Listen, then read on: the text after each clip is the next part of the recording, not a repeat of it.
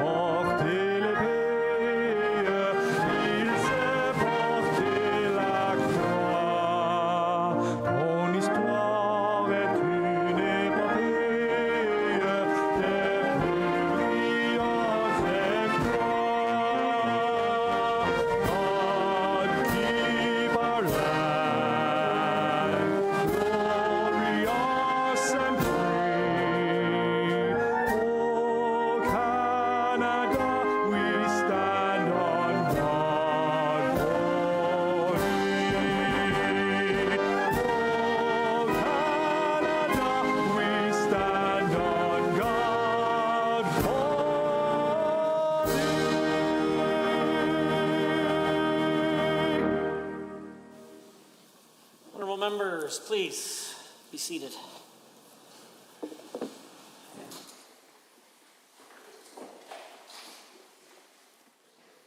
Introduction of visitors, introduction of guests, ministerial statements, members' statements.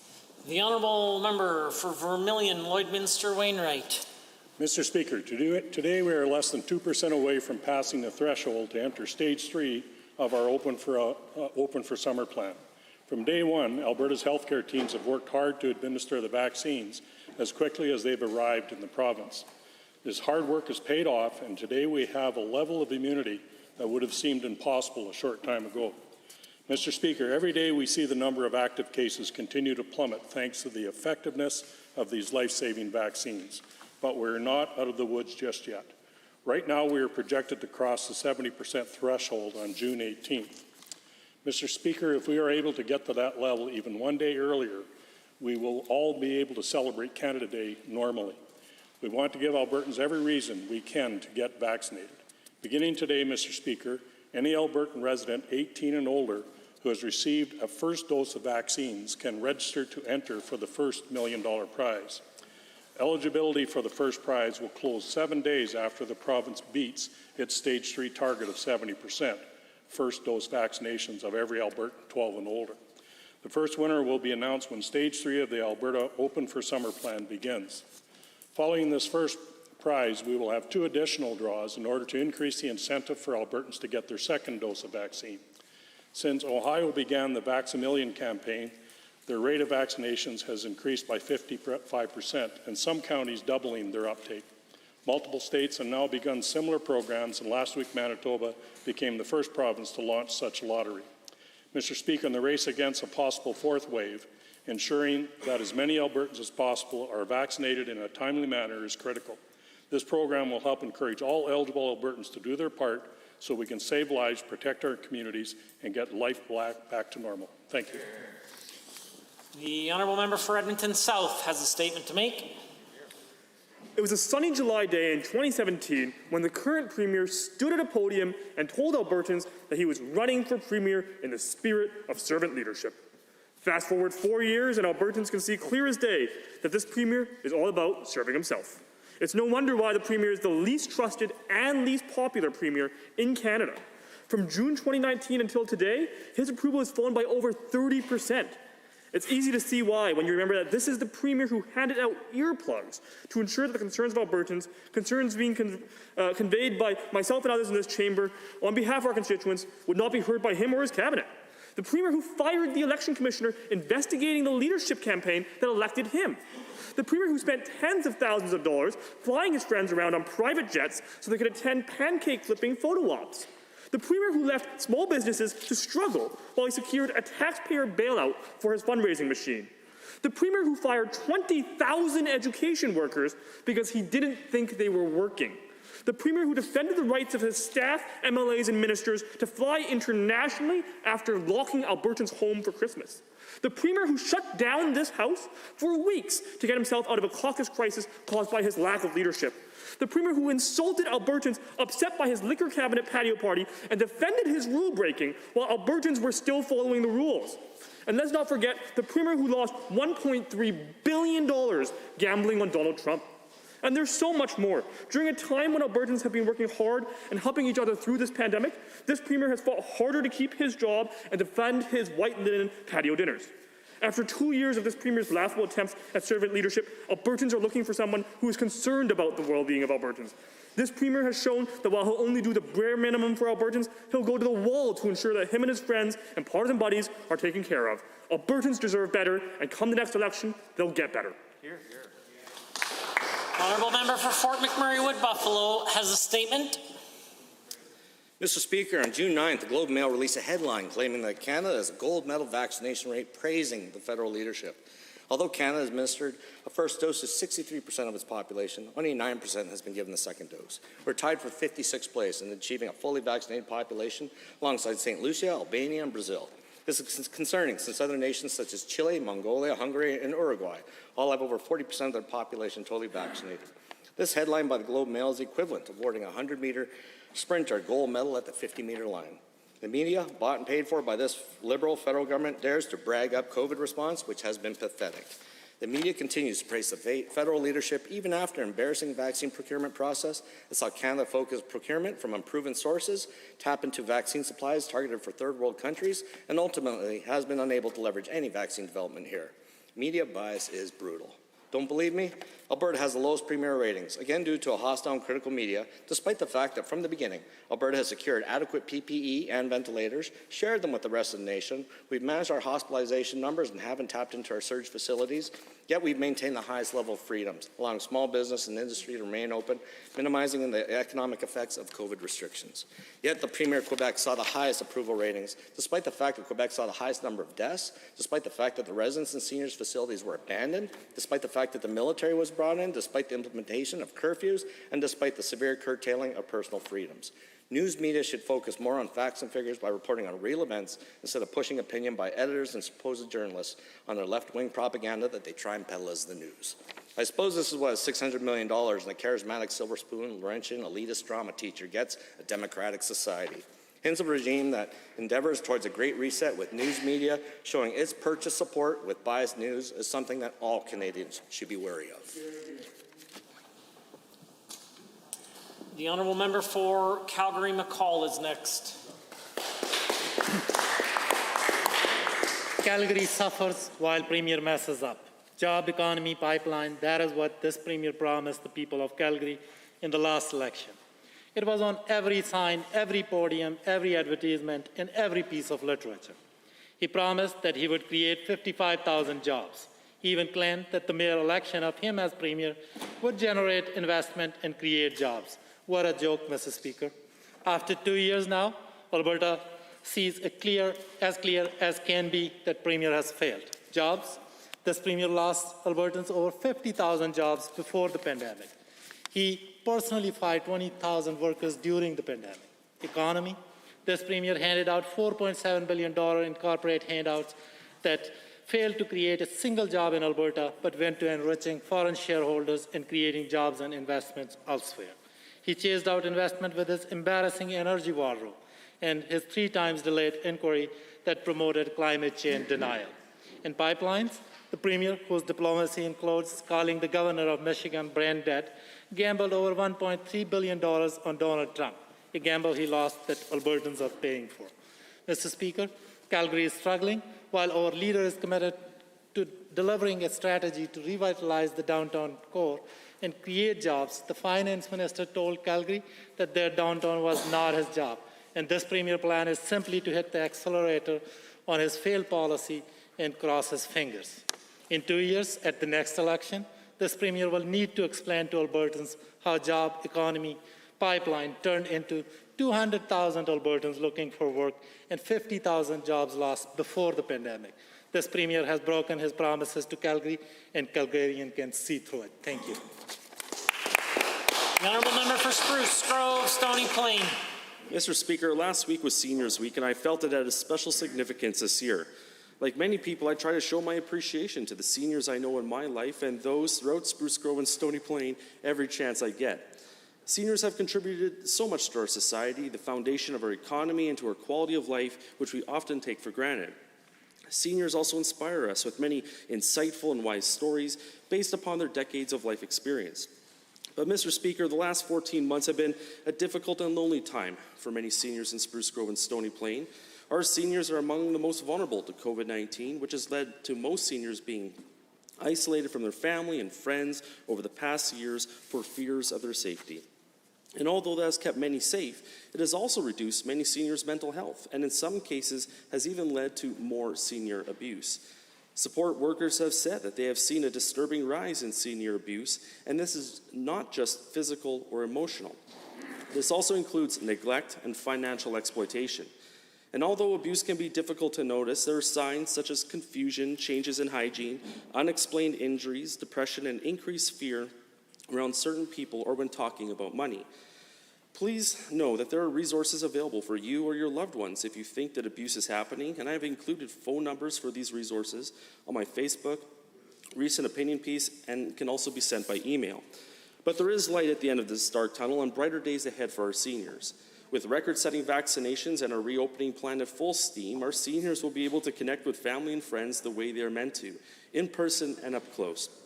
So, Mr. Speaker, I yearn for the day when my sons can hug their grandparents once more, and I know that many others are looking forward to the exact same thing, and that day is fast approaching. Thank you, Mr. Speaker. The honourable member for Edmonton Gold Bar.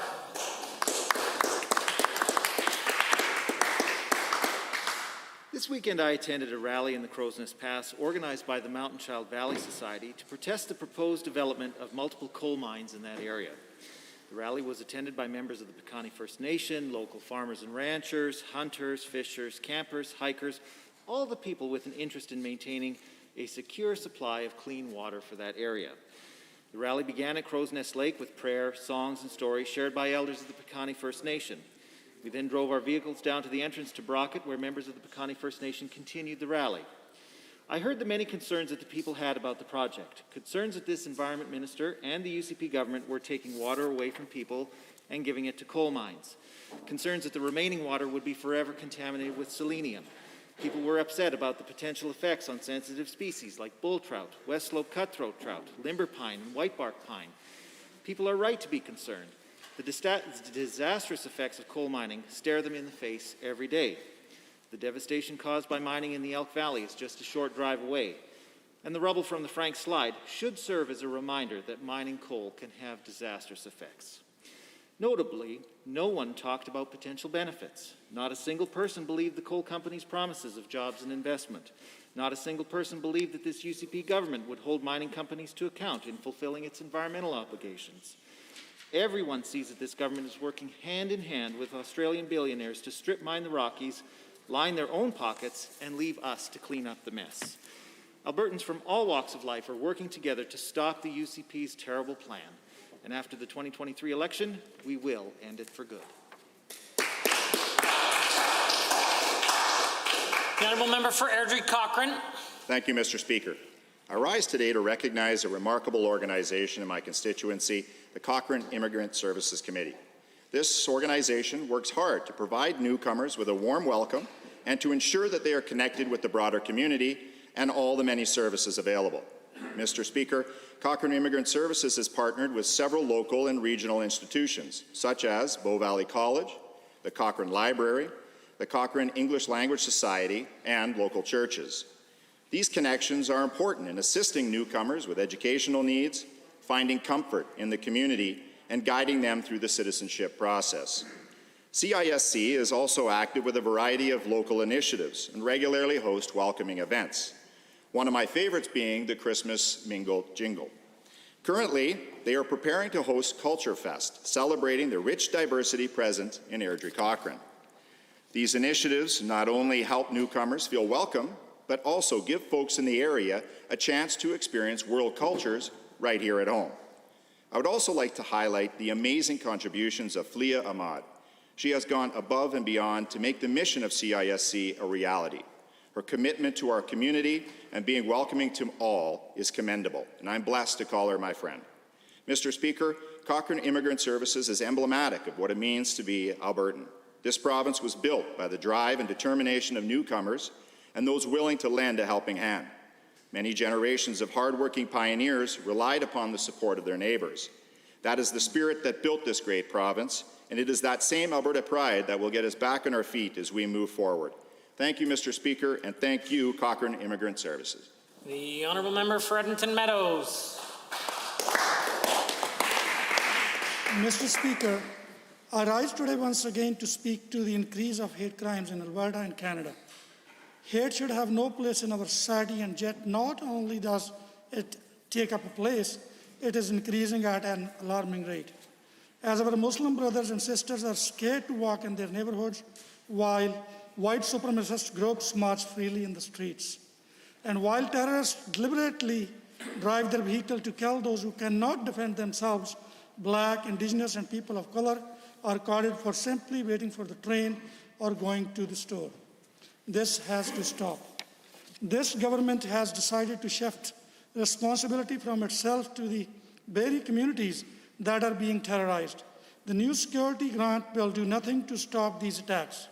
Instead of working towards dealing with the white supremacy at its source, this government will give money to make communities quote, safer. This government will make spaces safer from attacks instead of working at stopping these attacks. This is not enough. It's not a solution. Members of various racialized communities have contacted myself and my office. Each has had enough with the inaction of this government. They are tired of just thoughts and prayers approach. They want a policy and change approach. They have the right to not to only feel safe, but also be safe in their neighborhoods. That is why I'm again asking this government to create a bipartisan committee on anti-racism. This committee would be responsible to develop and implement the strategies that have been recommended by the Anti-Racism Advisory Council. Time is of the essence. We cannot allow more attacks to happen before we choose to act. Thank you, Mr. Speaker. The honourable member for Red Deer South. Mr. Speaker, Sir Thomas More was Lord Chancellor of England. King Henry wanted Thomas to recognize him as the supreme head of the church. Thomas said no. The king beheaded Thomas for treason. Mr. Speaker, while Thomas was executed for treason, was he disloyal? No. He was so loyal to principles that he gave his life for them. In adult relationships, loyalty is not conferred. It is earned. As adults are principled with each other, acting in good faith and with mutual respect. Mr. Speaker, the Quebec Premier said one of his favorite things about Canada is equalization.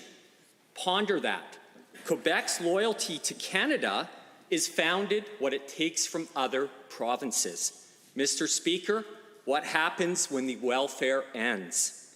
To maintain the status quo, Quebec gets a de facto veto on changes to Canada's constitution, a constitution it never signed. Mr. Speaker, how will a referendum to remove equalization from the constitution be received if Quebec's transactional loyalty to Canada is founded upon it? Mr. Speaker, it is not right to require Alberta businesses and families to have unconditional loyalty to a fiscally and morally bankrupt partnership that plunders and oppresses them. Mr. Speaker, unconditional blind loyalty to imperfect individuals and partnerships will ultimately fail. Loyalty to the truth and its principles will in the end always prevail.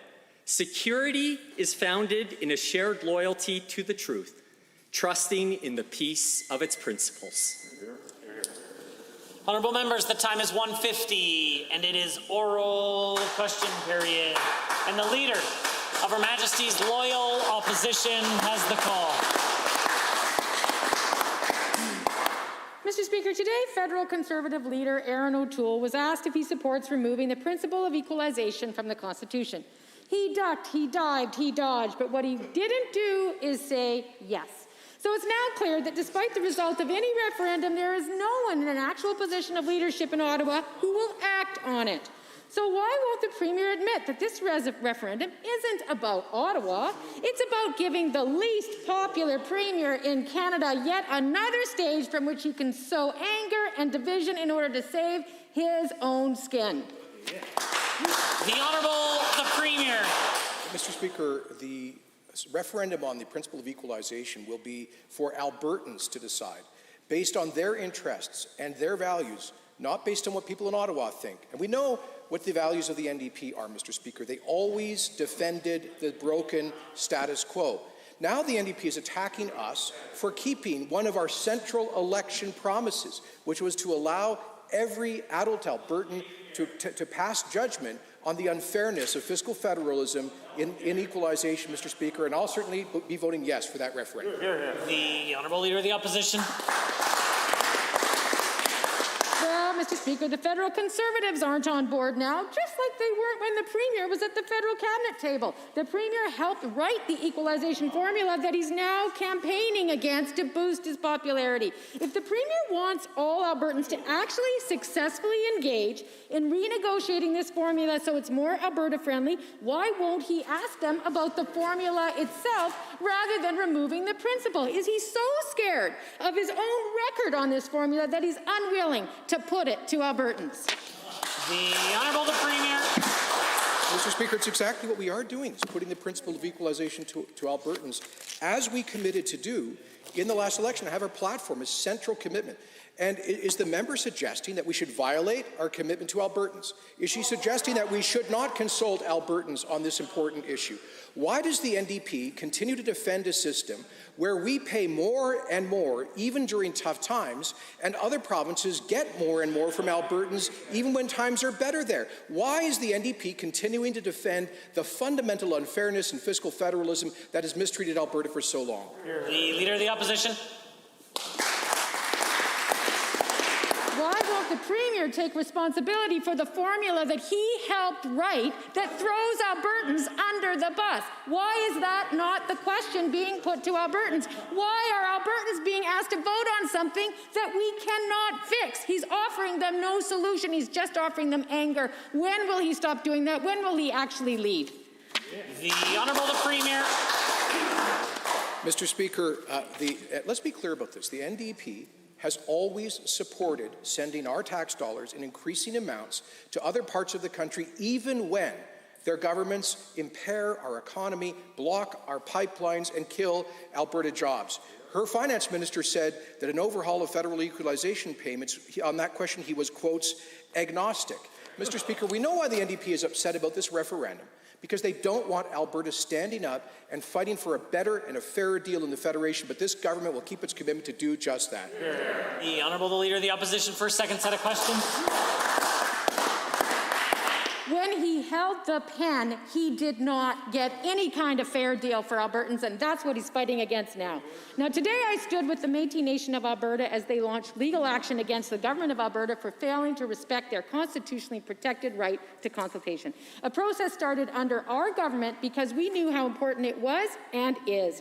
Yet the Premier cancelled that process and is now refusing to engage with the Métis Nation. Mr. Speaker, Indigenous consultation is not a nice to do, it's a must. Why is the Premier failing his responsibility to consult with the Métis people of Alberta? The Honourable the Premier. Mr. Speaker, on the earlier question, I'll remind the House that when I was a member of the federal cabinet, Alberta got full per capita funding for the Canada Health Transfer and the Canada Social Transfer, worth over $2 billion a year to this province. With respect to the Métis Nation, Mr. Speaker, this government has continued to consult with the Métis Nation on important matters. I just visited the special vaccine clinic that we set up in partnership with the Métis Nation. We provided funding for Métis Crossing, affordable housing projects, cultural outreach, ongoing supports during the pandemic, and look forward to continuing to work with the Métis Nation of Alberta. The Honourable Leader of the Opposition. That is some gaslighting, Mr. Speaker. Here's Audrey Poitras, MNA president. Quote, lack of meaningful consultation endangers the economy. It creates regulatory uncertainty and it scares away investment. Nobody wants this, end quote. Yet today, Mr. Speaker, they're going to court because they are not consulting with them. They're not taking their calls. They're not asking them about anything. These obligations are utterly crucial to set the stage for economic growth and job creation. Why doesn't the Premier understand that his disrespect is going to cost jobs, kill projects, and hurt the economy? The Honourable Premier. Mr. Speaker, the opposition leader just said that this government has consulted with the Métis Nation about nothing. That is categorically false. There have been ongoing consultations on a broad range of issues, funding arrangements. The most recent concrete example of cooperation was our work with them collaborating on outreach clinics for vaccines to make them available in a culturally comfortable environment for Métis Albertans. We hope to continue to work with the nation and with the Métis settlements to ensure that they can enjoy full prosperity in Alberta's future. The Leader of the Opposition. For the record, Mr. Speaker, this government has ripped up any conversation about establishing a consultation policy as required under Section 35 of the Constitution. What the Premier is saying today is that the new policy of the Government of Alberta is to not recognize the people of Alberta and to not negotiate a consultation policy with them as required under the law. Why is he treating the Métis people as second-class Indigenous citizens? The Honourable the Premier. Speaker, Alberta is doing no such thing. Alberta was the first province in Canada to give specific statutory legal recognition to Métis people. This province, under previous Conservative governments, provided access to hunting and trapping rights that were unprecedented in Canada. We provided unprecedented levels of funding. Now, it's true, Mr. Speaker, that at any given time, there are hundreds of pieces of litigation between Indigenous communities and the Crown, both federal and provincial. The member knows that very well. That should not impair us from a constructive and respectful relationship. The Honourable the Leader of the Opposition for a third set of questions. The Premier should learn the file. Now, last week, the Premier undertook some concrete steps toward addressing hate crimes in this province, especially in the wake of the attack on a Muslim family in Ontario, and I want to congratulate him for taking those steps. They will be very important. However, there is also more to do, as was outlined in a report from the Anti-Racism Advisory Council that was released a day later that's been sitting on their desk for 4 months. The Premier and his ministers have had a lot of time to read that report. Will he commit to accepting and implementing all 48 recommendations, yes or no? The Honourable Premier. Well, Mr. Speaker, we will closely review the report and likely will accept and implement some recommendations. Many of the recommendations are already implemented, in fact, I should say, Mr. Speaker. And I know that the Minister of Culture, Multiculturalism, Status of Women, working with the Minister of Justice, the Solicitor General, are reviewing the other recommendations in detail. We appreciate the work of the Anti-Racism Advisory Committee. We were very proud last week to announce the special outreach efforts and more coordinated effort in law enforcement with respect to hate crimes, and to announce the Security Infrastructure Project to protect communities that are victims of violence and vandalism. The Leader of the Opposition. Well, Mr. Speaker, the Premier and his ministers have already had 6 months to review the recommendations. One of them is for the Premier to stop threatening the jobs of 11,000 frontline healthcare workers who, as the Council correctly noted, are majority women from racialized communities. Albertans who, just because of the color of their skin, will have a harder time becoming re-employed and supporting their families. Will the Premier accept that recommendation from the Council and reverse his plan to fire thousands of racialized, low-wage employees? The Honourable Premier.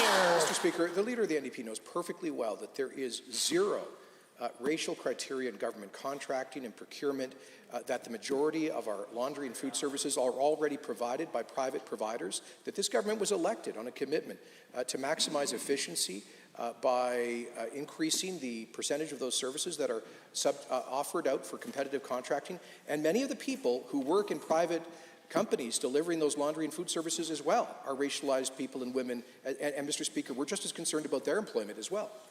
The Honourable Member for Calgary-McCall is next. Correction. The Leader of the Opposition. The council specifically identified that reducing their wages is a form of racism, and they are doing it and they're knowing it. Now, meanwhile, the council has recommendations to fix the premier's broken curriculum, which, as we know, was heavily influenced by the prejudiced views of one of his closest friends. The council recommends students be taught about systemic racism, something the premier needs to learn about as well, and they suggest that they should focus on ensuring our kids learn how to be anti-racist. Now, would the premier do that, or is that the woke activism that he fears so much? The Honourable the Premier. Well, Mr. Speaker, there was a grab bag of jargon and personal attacks. Didn't really identify a question there. Mr. Speaker, I have no doubt that all members of this Assembly condemn racism and hatred in all of its forms, including, as we did in the motion last week, condemning the violent murder of several Muslim Canadians in London, Ontario. I don't know why that would elicit heckles, Mr. Speaker. We should be united and not seek partisan division on these matters. For Calgary McCall. Mr. Speaker, on Thursday in this House, I asked about the horrible inaction of this government to assist constituents of mine in Calgary Northeast with their hail-damaged homes. It's been 1 year of pain and struggle for the people I represent, but you wouldn't know it from the garbage answers I got from the Minister of Finance. Today, I'm going to try the Premier. Why did the Premier break the promise to fast-track insurance claims for Calgarians whose homes and vehicles were destroyed in the record June 2020 hailstorm? Good question. The Honourable the Minister of Finance, President of Treasury Board. Well, thank you, Mr. Speaker. And again, to the member for the question, the Calgary hailstorm of last year was a significant event in Alberta, created massive hardship for many Albertans. And, Mr. Speaker, that's why we pressed the Insurance Bureau of Canada, Mr. Speaker, insurance companies to deliver expeditious, timely, and appropriate response to those that were affected. Mr. Speaker, I can say that as of December 2020, 80% of automobile and 70% of residential claims were settled. No doubt there have been many since then. The Honourable Member for Calgary McCall. The City of Calgary did step up to the plate with a program that will offer $3,000 to every resident impacted by the record storm to help purchase impact-resistant materials for their homes. We called for this exact type of support in a letter late August to the Premier and the Prime Minister of Canada. Our call for help was ignored. Why is it that this government never steps up to do the right thing for my constituents and people in Northeast Calgary, but corporate CEO gets billions of dollars from this Premier? Good question. The Honourable the Minister of Municipal Affairs. Well, in fact, Mr. Speaker, our government has taken action. Our MLAs in that part of the city have been very active working with people and helping them to get their insurance claims settled. According to the insurance industry, there have been over 70,000 claims, about $1.3 billion, more than the initial estimates. And we'll keep working with those, Mr. Speaker. But the other thing that the honourable member ought to probably remember is that the NDP really didn't do anything more than this government is doing when they had a chance. The Honourable Member, order. The Honourable Member for Calgary McCall. My constituents couldn't access disaster recovery program because the government excluded the hailstorm damage from coverage. That's why in our August letter, we asked for a review of the disaster recovery program. Instead of a review, this Premier decided to download more of the cost for the program onto municipalities and have now made it so that homeowners can only access DRP funding once for each property. Premier, why did you cut disaster recovery funding at a time when Albertans and my constituents need it the most? The Honourable the Minister of Municipal Affairs. Mr. Speaker, the Calgary hailstorm was a terrible event, and our government has worked hard for, and we feel terrible about the damage that was done and about the suffering that has happened. But even the people in Northeast Calgary, like all other Albertans, Mr. Speaker, would probably agree that if government was to continue paying for the same property that floods over and over and over and over again, probably it would be time for the government to take a different approach. That's what we're doing. We think it's responsible, and we think it will save Albertans money over time. Order. The Honourable Member for Spruce Grove Stony Plain is next. Mr. Speaker, we have seen a number of alleged hate-motivated attacks on Muslim Canadians in Alberta and throughout Canada, which seems to have increased over the past year. Last week, a horrendous tragedy happened in London, Ontario, where 4 Muslim Canadians were apparently murdered just for walking down the street for being a Muslim.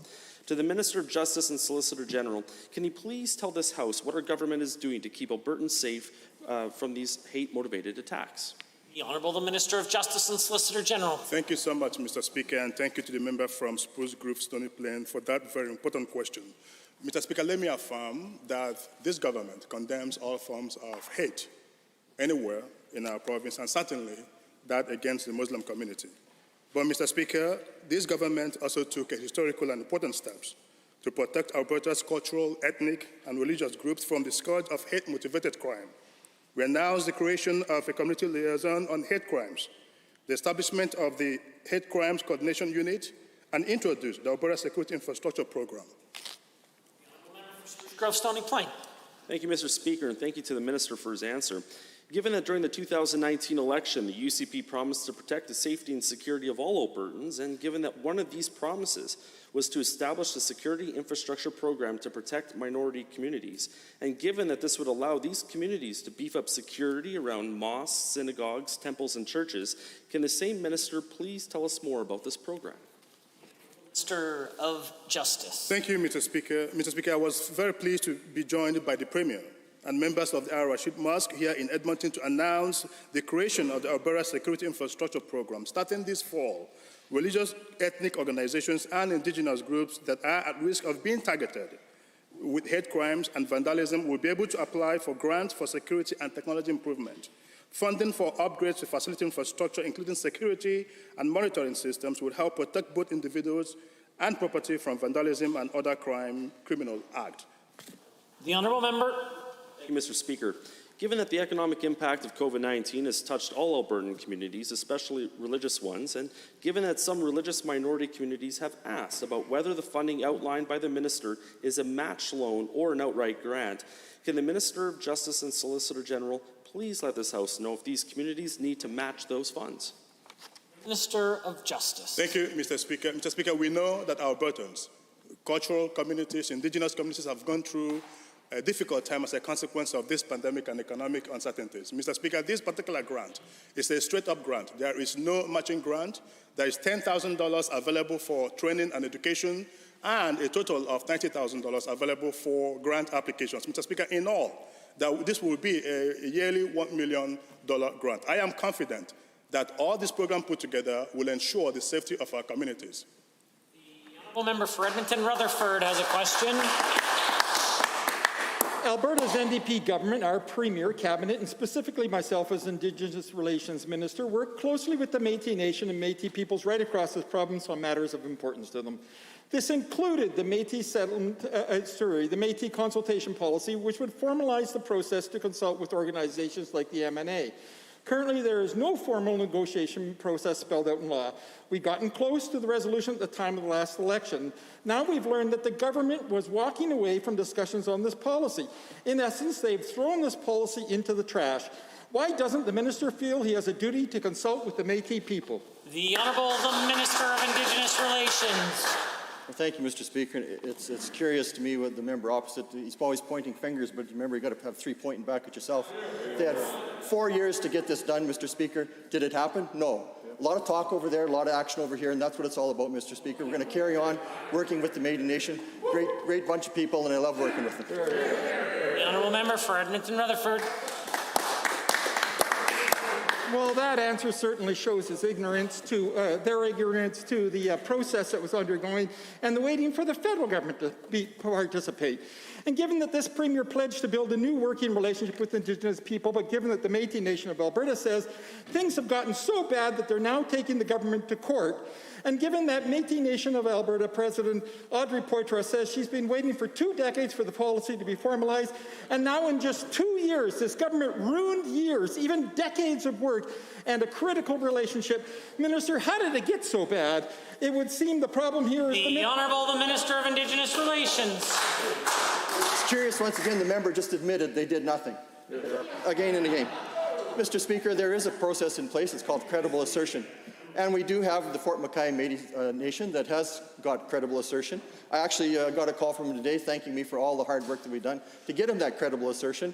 Great bunch of people working up there with all of their industrial partners, and we'll continue working with the Métis Nations that want to work with us, and there are several, Mr. Speaker. The honourable member. Clearly, this minister needs to read the file to know what's actually happened. Maybe that would help the progress. Given that this government also didn't consider... You know that the use of a preamble, and if there's ever been an example in the legislature that is out of order, that certainly would be it. Please proceed immediately to your question. Given that this government also didn't consult with many Indigenous leaders on their heavily criticized curriculum, and given that Charles Barner, an 11-year-old Métis student from Edmonton, said that the curriculum didn't represent the history of Métis people, he said, quote, "I don't see myself in this curriculum or my family or those who came before me." Barner said this curriculum teaches more about European history than about the history of the Métis people who share such a deep connection with the land. Why does this minister continue to ignore the rights of the Métis people and The Honourable the Minister of Education. Thank you, Mr. Speaker. I'm very committed to consulting with the Métis Nation of Alberta to get their feedback on the draft K-6 curriculum. I've been clear in my meetings with their president that we want to have meaningful engagement with the nation. So much so that we have offered them a grant of $50,000 so they can consult with their membership for specific and detailed feedback on the draft curriculum and any changes that they might want to recommend to have authentic inclusion of Métis perspectives. We're committed to that. We'll continue to be committed. The honourable member for Edmonton Meadows. I would like to start by offering the sympathies of myself and all members of Alberta's NDP to the victims of the racist attack in Edmonton on the weekend. On Friday, the government released their draft anti-racism report. This came days after the UCP mocked our caucus for urging this government to release the same report. This is a report that many Albertans have been waiting to see. Can the minister explain the decision to release this report with the announcement days after refusing to release it? Can she also explain why it took 6 months to release this report? We know you have had it since January. The Honourable the Minister of Community and Social Services. Mr. Speaker, this report was delivered to the Office of the Minister at the end of March, and I just want to say that the work related to some of the more pressing recommendations are in progress already, including establishing a hate crime liaison and a hate crimes coordination unit, formally recognizing First Nations policing under the Police Act, and more. Member for Edmonton Meadows. Given that the UCP released this report without an implementation plan, which is concerning as we see the increase in hate-motivated attacks, and given that Albertans need to see what resources this government is prepared to put behind the recommendations of this report to ensure they are fulfilled, will the minister commit that the government will accept every recommendation in this report and commit that the government will implement them before the next election? The Honourable the Minister of Justice and Solicitor General. Thank you, Mr. Speaker. Thank you, Mr. Speaker. Mr. Speaker, this is the classical of NDP. For 4 years, they did nothing. We now have a report, Mr. Speaker, guess what? We have acted and produced a lot of good programs that are in compliance with that particular report. But, Mr. Speaker, I am looking forward to working with the ARAC and the fantastic Minister of Culture, Multiculturalism, to make sure that we get this right. Hear, hear.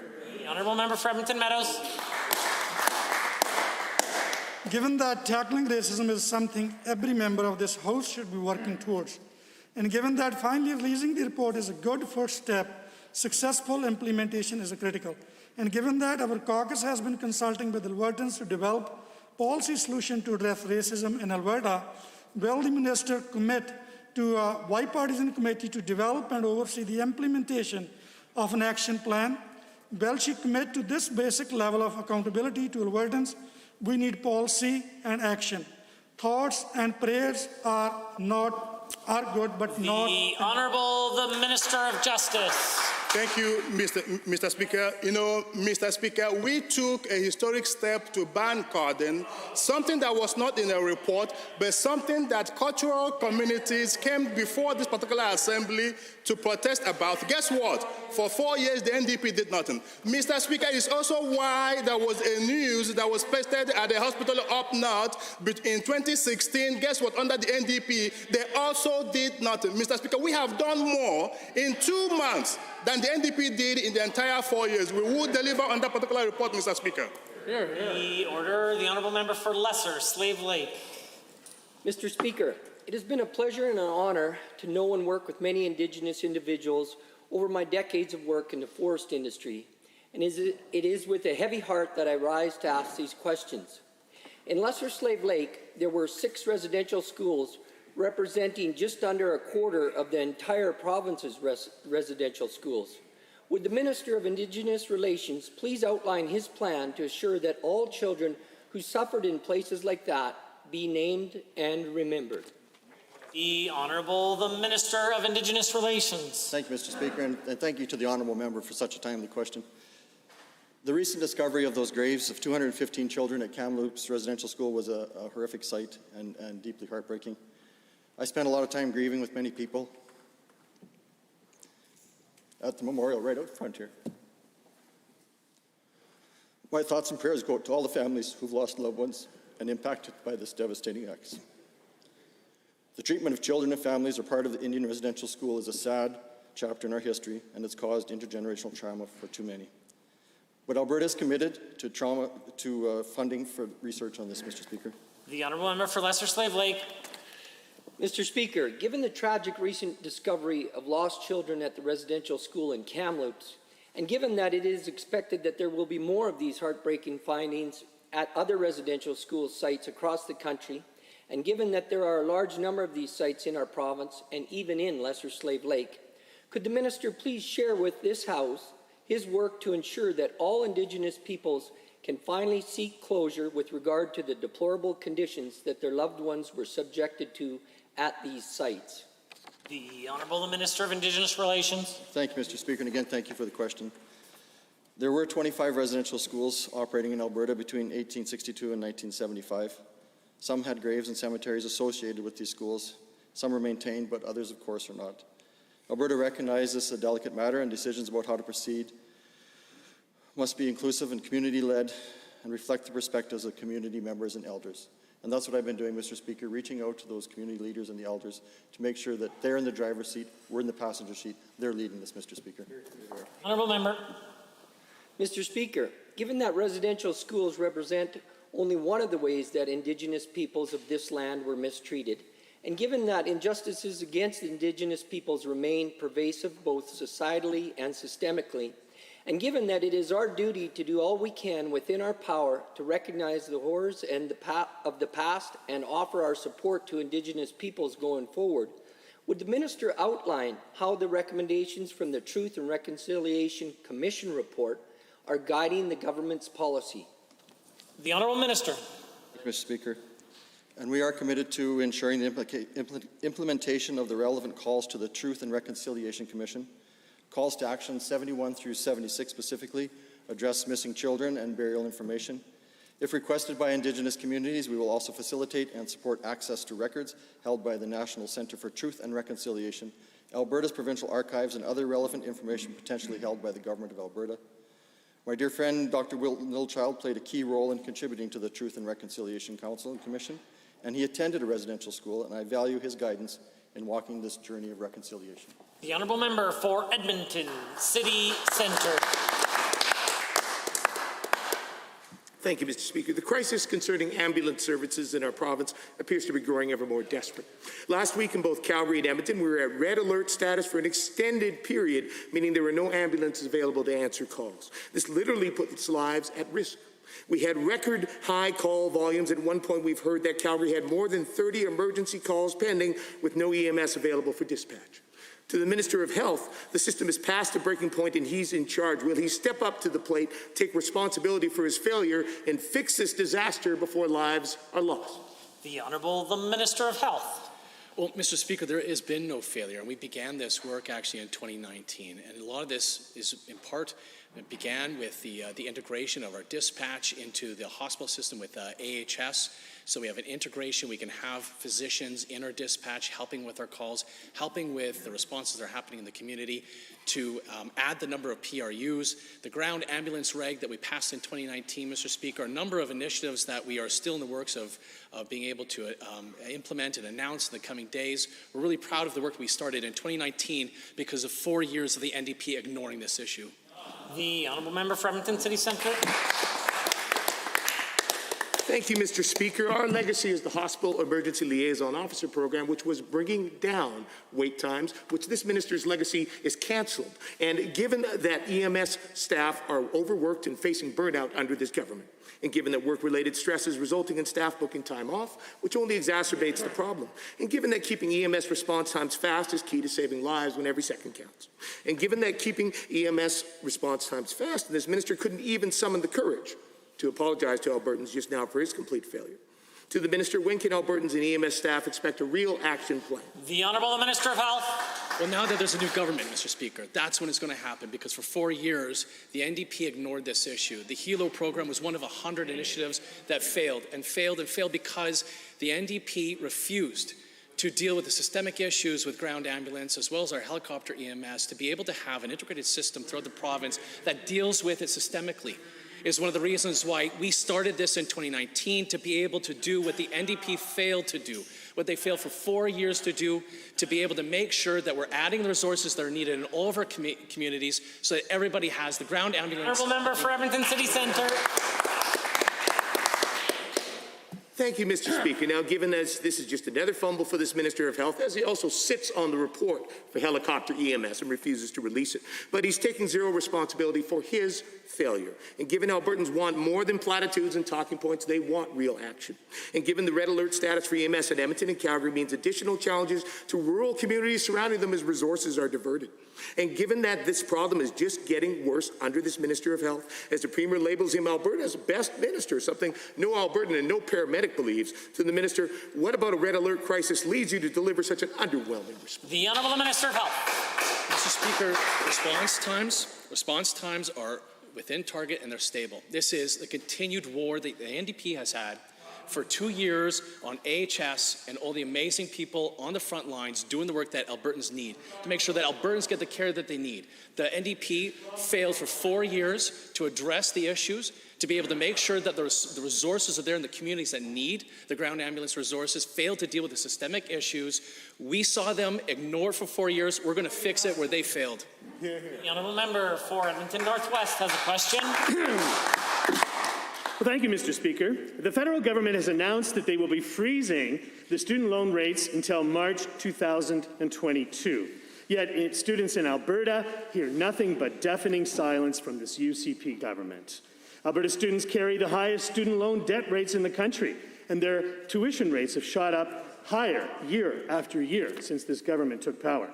When will the minister recognize that we are still dealing with the economic impacts from the pandemic? His government has not delivered on jobs for students. Give students a break on their provincial rates for interest for this. The Honourable member for Service Alberta has risen. Well, Mr. Speaker, the Minister of Advanced Education has been doing a ton of work to help ensure that our post-secondary system is designed to meet the needs of Alberta students, to make sure that they have a path to a productive future, a path to good, solid, quality jobs. His Alberta 2030 strategy, which is to ensure that our post-secondary institutions are focused on the best path forward in a sustainable way to ensure that Albertans have a hope for a brighter future, is important work, Mr. Speaker, and that is going to help to ensure that the students in Alberta who need help to get their education and to get a path to a productive future will have the help they need. The Honourable member for Edmonton Northwest. Well, Mr. Speaker, given that this government has raised student loan interest rates during the pandemic to prime plus 1%, and given that this government gave students barely 6-month break on interest rates, reinstating their interest rates in student loans during the second and third waves of this pandemic, Given that the highest demographic of unemployed Albertans are young people, typically fresh out of school, and given that you cannot go to an improved advanced education system if you simply can't afford it, when will the minister commit to freezing student loan interest rates until next year to give our graduates a break? The Honourable the Minister of Service, Alberta. Mr. Speaker, our balanced approach with respect to interest rates on student loans ensures that students will have flexible payment options and repayment supports. And most borrowers will have the same affordable monthly payment amount with a modest increase in their loan amortization. But the key thing here, Mr. Speaker, is that the Minister of Advanced Education is working on significant supports and improvements in the overall post-secondary institution system to ensure that folks are able to get a path to good, solid employment, Mr. Speaker, while having an affordable, accessible system to participate. The Honourable Member for Edmonton Northwest. Well, Mr. Speaker, given that this government removed the cap on tuition rates, allowing schools to increase rates by 7% a year for the last 3 years, given that this government has also then cut post-secondary by $690 million, a proposal from the U of C to increase tuition by as much as 32% still sits on this minister's desk waiting for approval. When will this minister see the light, freeze student loan interest rates, and rip up the outrageous tuition hike proposal? The Honourable the Minister of Service, Alberta. Mr. Speaker, the member talked a bit about post-secondary funding. Let me just assure all Albertans, we know that we need to have a post-secondary education system that is funded in a responsible way and that respects taxpayer dollars, provides students with great value for their investment, and ensures that we continue to produce a skilled workforce for the future, for the jobs of today, Mr. Speaker, and for the jobs of tomorrow. That is what the work the Minister of Advanced Education has been doing and continues to do. I have the utmost faith and confidence in the work he has been doing. We remain committed to ensuring that higher education remains accessible and prepares the students with the skills they need for the future. The Honourable Member for Banff, Kananaskis. Well, Mr. Speaker, the effects of COVID-19 on the mental health and well-being of Albertans is tough to measure, but we know that it's been hard. It has been especially difficult on Alberta's kids, who have shuffled between in-school and at-home learning and been unable to hang out and form friendships with their friends during the most formative years of their lives. So I would like to ask the Minister of Children's Services if there's any preliminary data her department might have that shows the effect that this pandemic has had on our kids' mental health. Well, the Minister of Community and Social Services has risen. Thank you to the member for that question. We do have some data that speaks to kids' health and well-being in Canada. For example, according to Stats Canada, before COVID, 60% of youth reported excellent or very good mental health. By July of 2020, this dropped to 40%, and that is very concerning. This is exactly why we created this expert panel to research and identify specifically how Alberta kids and youth have been impacted by the pandemic. Member for Banff, Kananaskis. Thank you, Mr. Speaker, and thank you to the Minister. Well, given that substance abuse and mental health are often interlinked and that children are not immune to either of these issues, in fact, substance abuse in children can have lifelong impacts by negatively impacting brain development. So given that research is emerging that suggests that there is a rise in substance abuse as well in our children and youth, can the same Minister please tell Albertans if there's any preliminary data that may signal a rise in substance abuse in young Albertans due to COVID-19? The Honourable Minister of Community and Social Services. Mr. Speaker, mental health and addiction issues, including substance abuse, are always concerning no matter what the circumstances. We will continue to monitor trends closely and in a fulsome way for all Albertans, including children and youth, and the panel will seek many data sets, including those related to addiction in young people. We've increased access to services and supports, making it easier for young people to get the help that they need. Member. Thank you, Mr. Speaker, and thank you again, Minister. Well, given that the formation of the Child and Youth Wellbeing Panel, as mentioned, was in direct response to the rise in children's mental, emotional, and physical health concerns, and that these severe problems facing Alberta's youth need this coordinated effort with parents, schools, and governments, can the Minister please tell the Chamber and finally clarify what the mandate is of the Child and Youth Wellbeing Review Panel and just how they plan to present their findings? The Honourable the Minister of Community and Social Services. Thank you to the member for this very important question. The panel will focus on the impacts resulting from and related to the COVID-19 pandemic on the social, mental, physical, and educational well-being of children and youth under the age of 19. They will learn from researchers, from educators, healthcare professionals, and mental health experts, as well as Alberta parents and kids. The panel will then provide recommendations to government in the fall of 2021 to help support young people both now and into the future. Recommendations will explore opportunities as needed to leverage or shift programs and services. The honourable member for Edmonton Riverview has a question. The Canadian Psychiatric Association recently released a study which further proves that increased supervised consumption services save lives. In the midst of a deadly overdose crisis, Albertans need a government that acknowledges the effectiveness of harm reduction. Unfortunately, Albertans are left with a government which is opposed to and spreads misinformation about harm reduction. Will the Associate Minister commit today to immediately expanding supervised consumption services and stop the closing of the Schumer site? The Honourable the Minister of Health. Mr. Speaker, as I said weeks ago to the same question, we did expand in Calgary. We expanded to 2 sites. There used to be 1, there's now going to be 2. Because the NDP are going to continue to misinform Albertans and say that we don't support harm reduction. We do.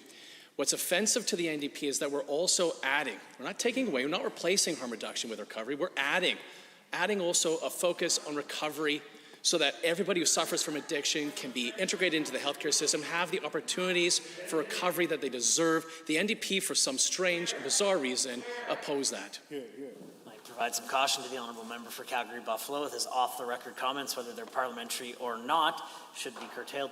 The honourable member for Edmonton Riverview.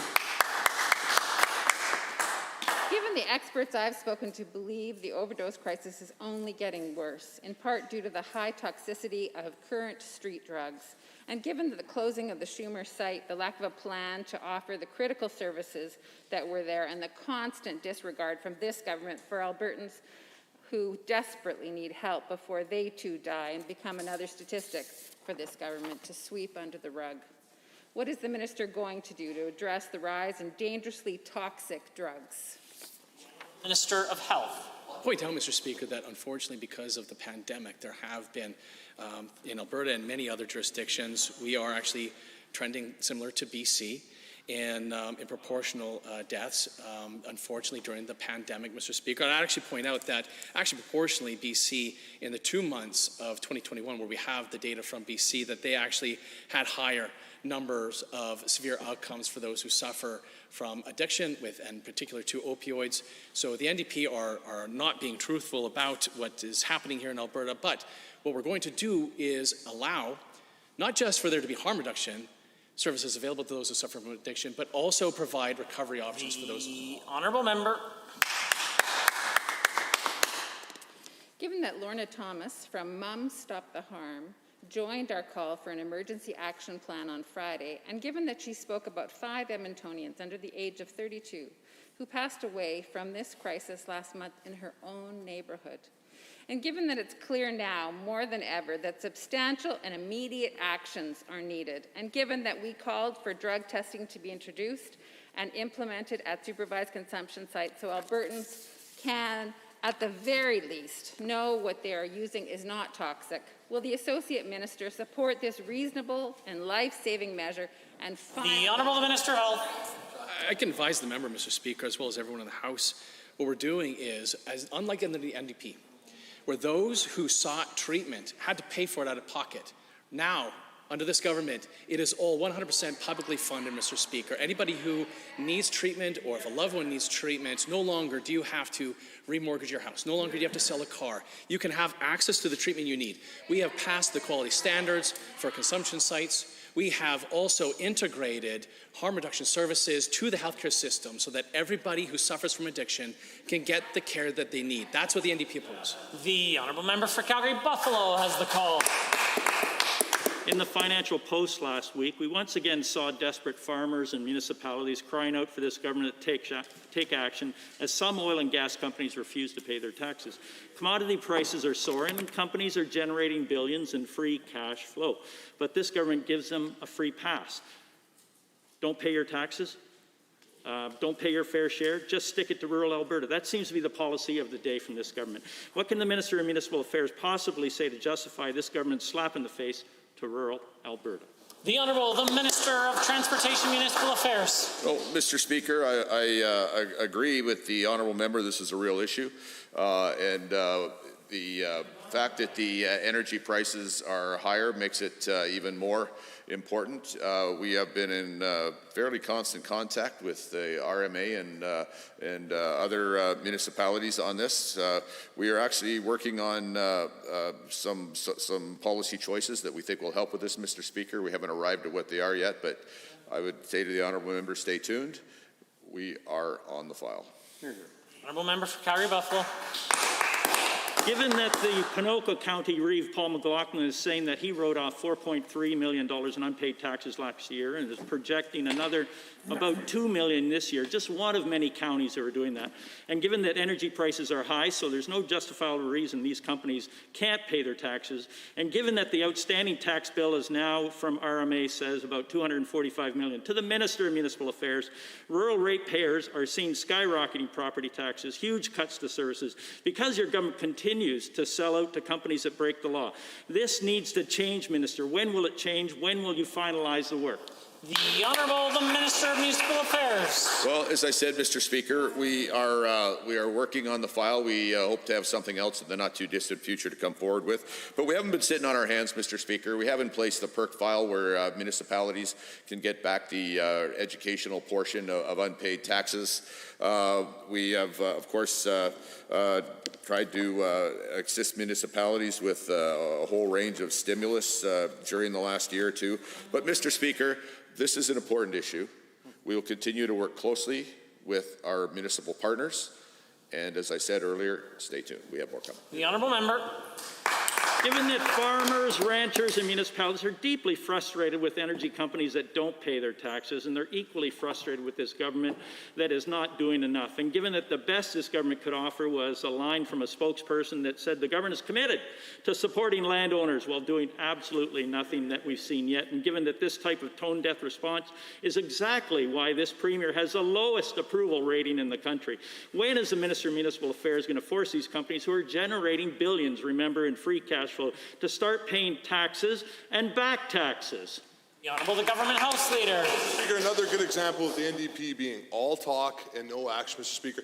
As the Minister of Municipal Affairs says, he's already working very, very hard on this issue. And one of the examples, Mr. Speaker, was a historic investment by Alberta Environment, Parks and Municipal Affairs into the Surface Rights Board, Mr. Speaker, that has resulted in 1,400 backlog cases being removed from the system, Mr. Speaker, on the surface rights side.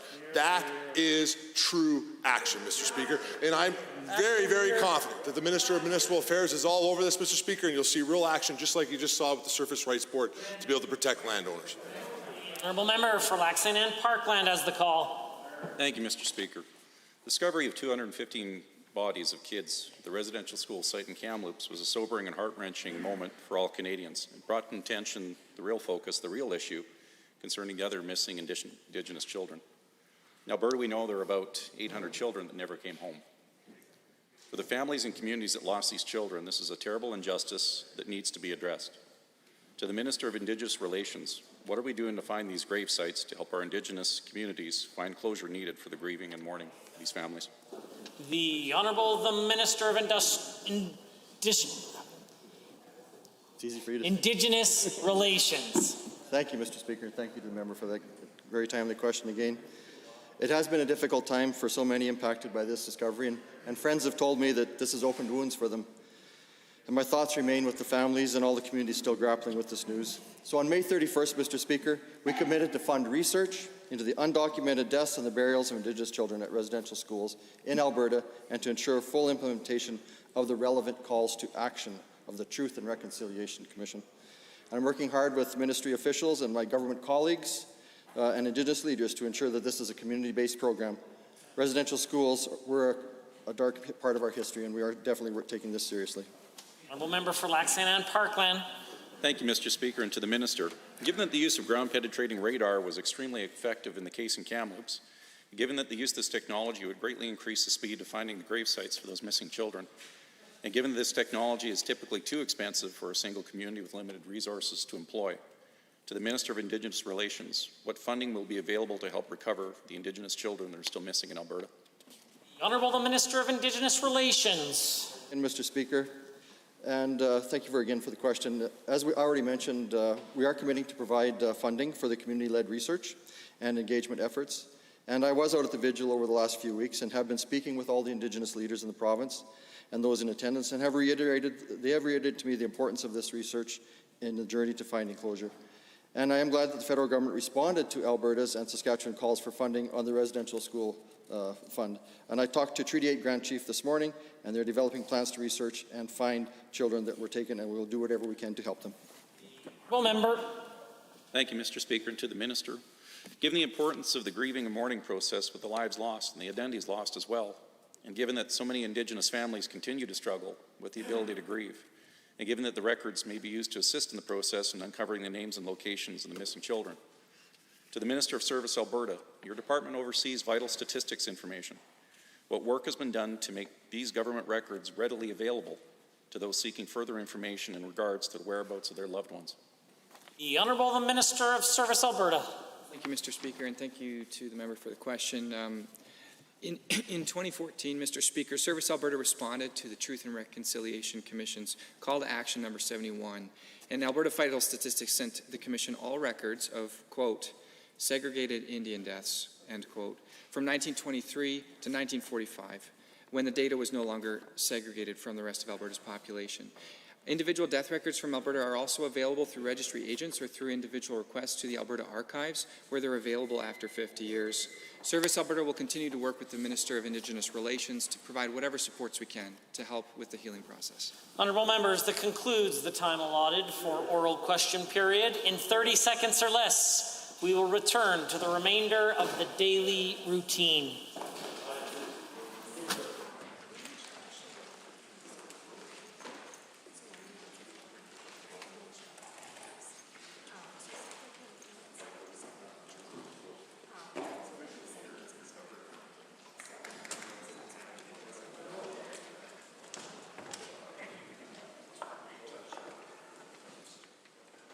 Reports by standing and special committees.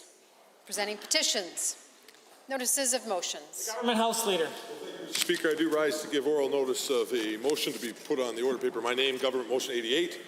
Be it resolved then that when further consideration of Bill 70, COVID-19 Related Measures Act is resumed, not more than 1 hour shall be allotted to any further consideration of the bill in second reading, at which time every question necessary for the disposal of the bill at this stage shall be put forthwith. Introduction of bills. Tabling returns and reports. Are there tablings? Making it a little tricky. No tablings?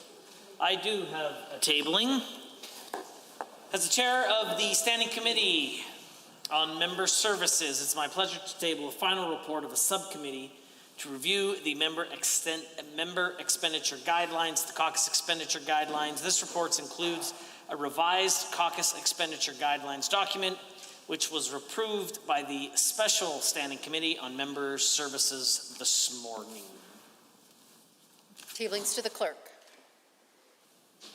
Honourable members, orders of the day, orders du jour. Motion for concurrence in committee report on Bill 215, Seniors Advocate Act, debate adjourned. Member Irwin speaking. The honourable member for Edmonton Highlands Norwood has approximately 8 minutes remaining should she choose to use it.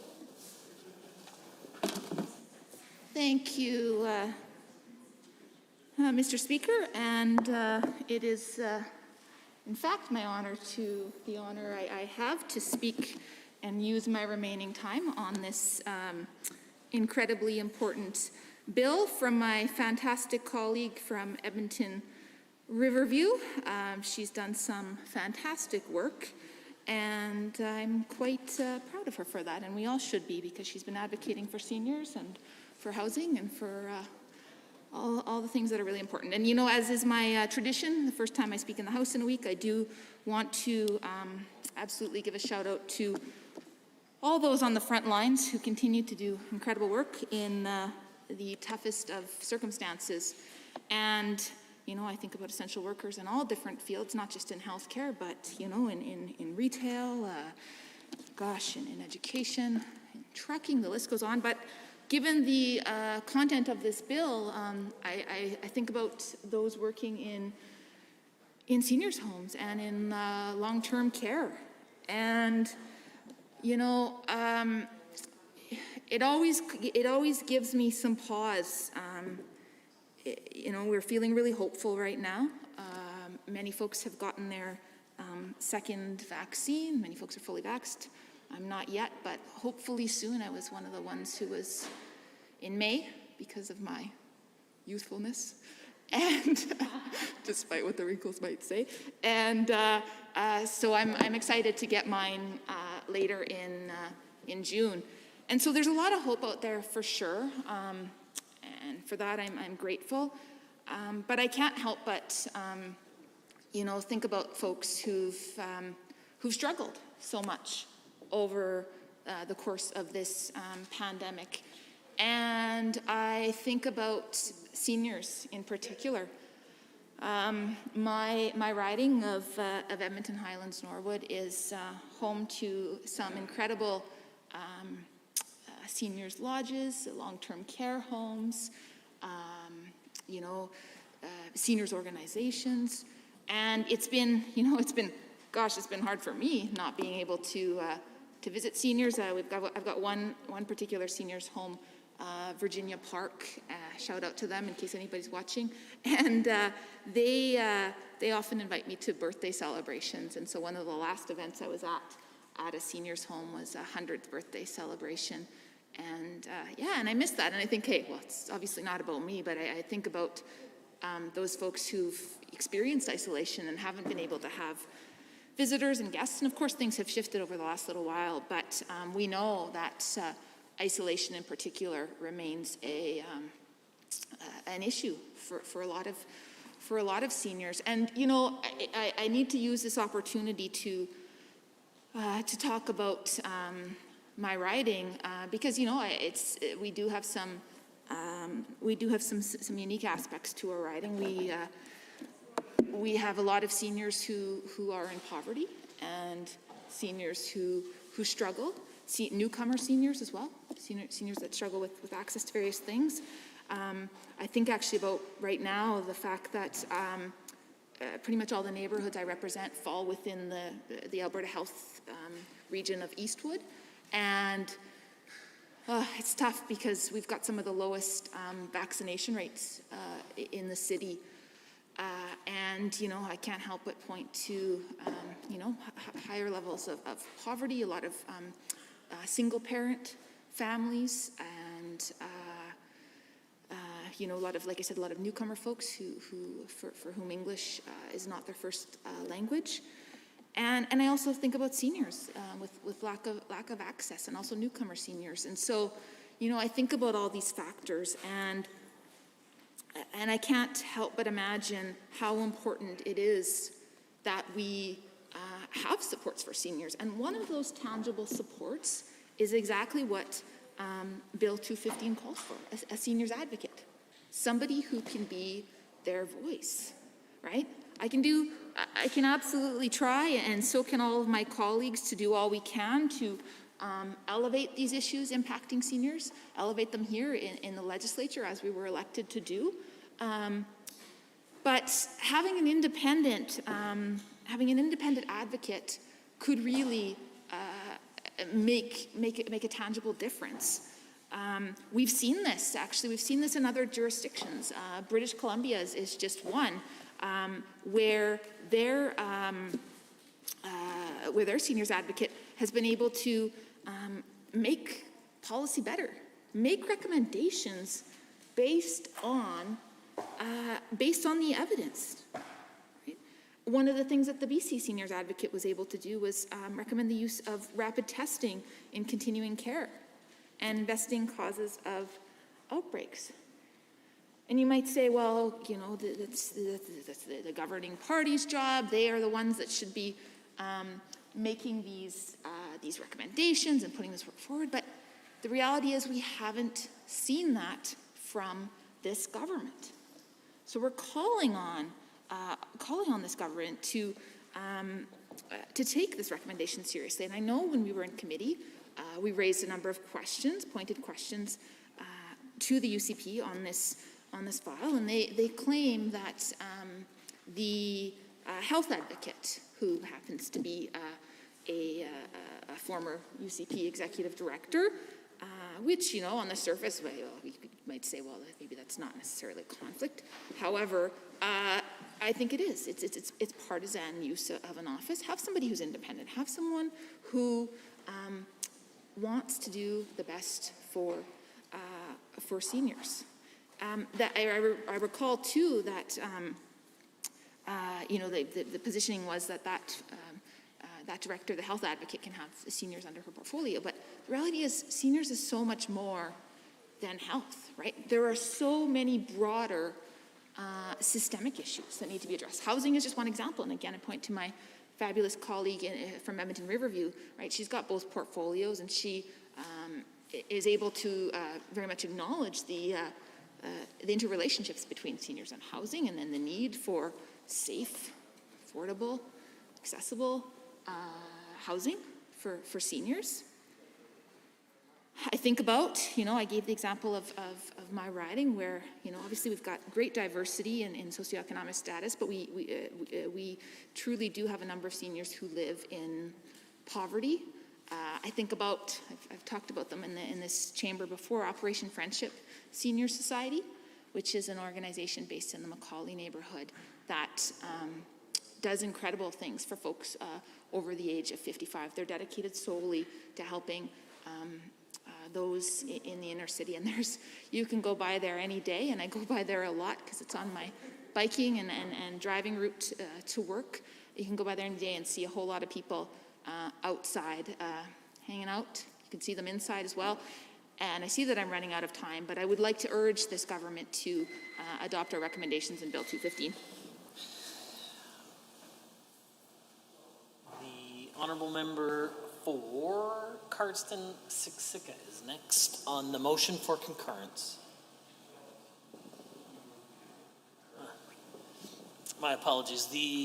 Are you hoping to speak to concurrence? The unfortunate part about this circumstance is that you actually moved the concurrence, and so you're unable to speak to it. The honourable member for Vermilion Lloydminster Wainwright.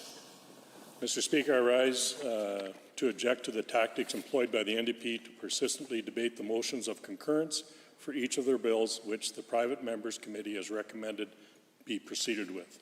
I understand why sometimes it is important to make sure that the Assembly does in fact agree with the committee's recommendations, but that isn't what is happening here. Currently on the order paper are half a dozen bills which have a higher priority than Bill 215 and deserve to be debated. Most importantly is Bill 207, which speaks to honor reservists who are prepared to defend our country if called upon. So with that, Mr. Speaker, I move to adjourn debate. The honourable member has moved to adjourn debate on concurrence of motion 215, the Seniors Advocate Accountability Act, Seniors Advocate Act, my apologies.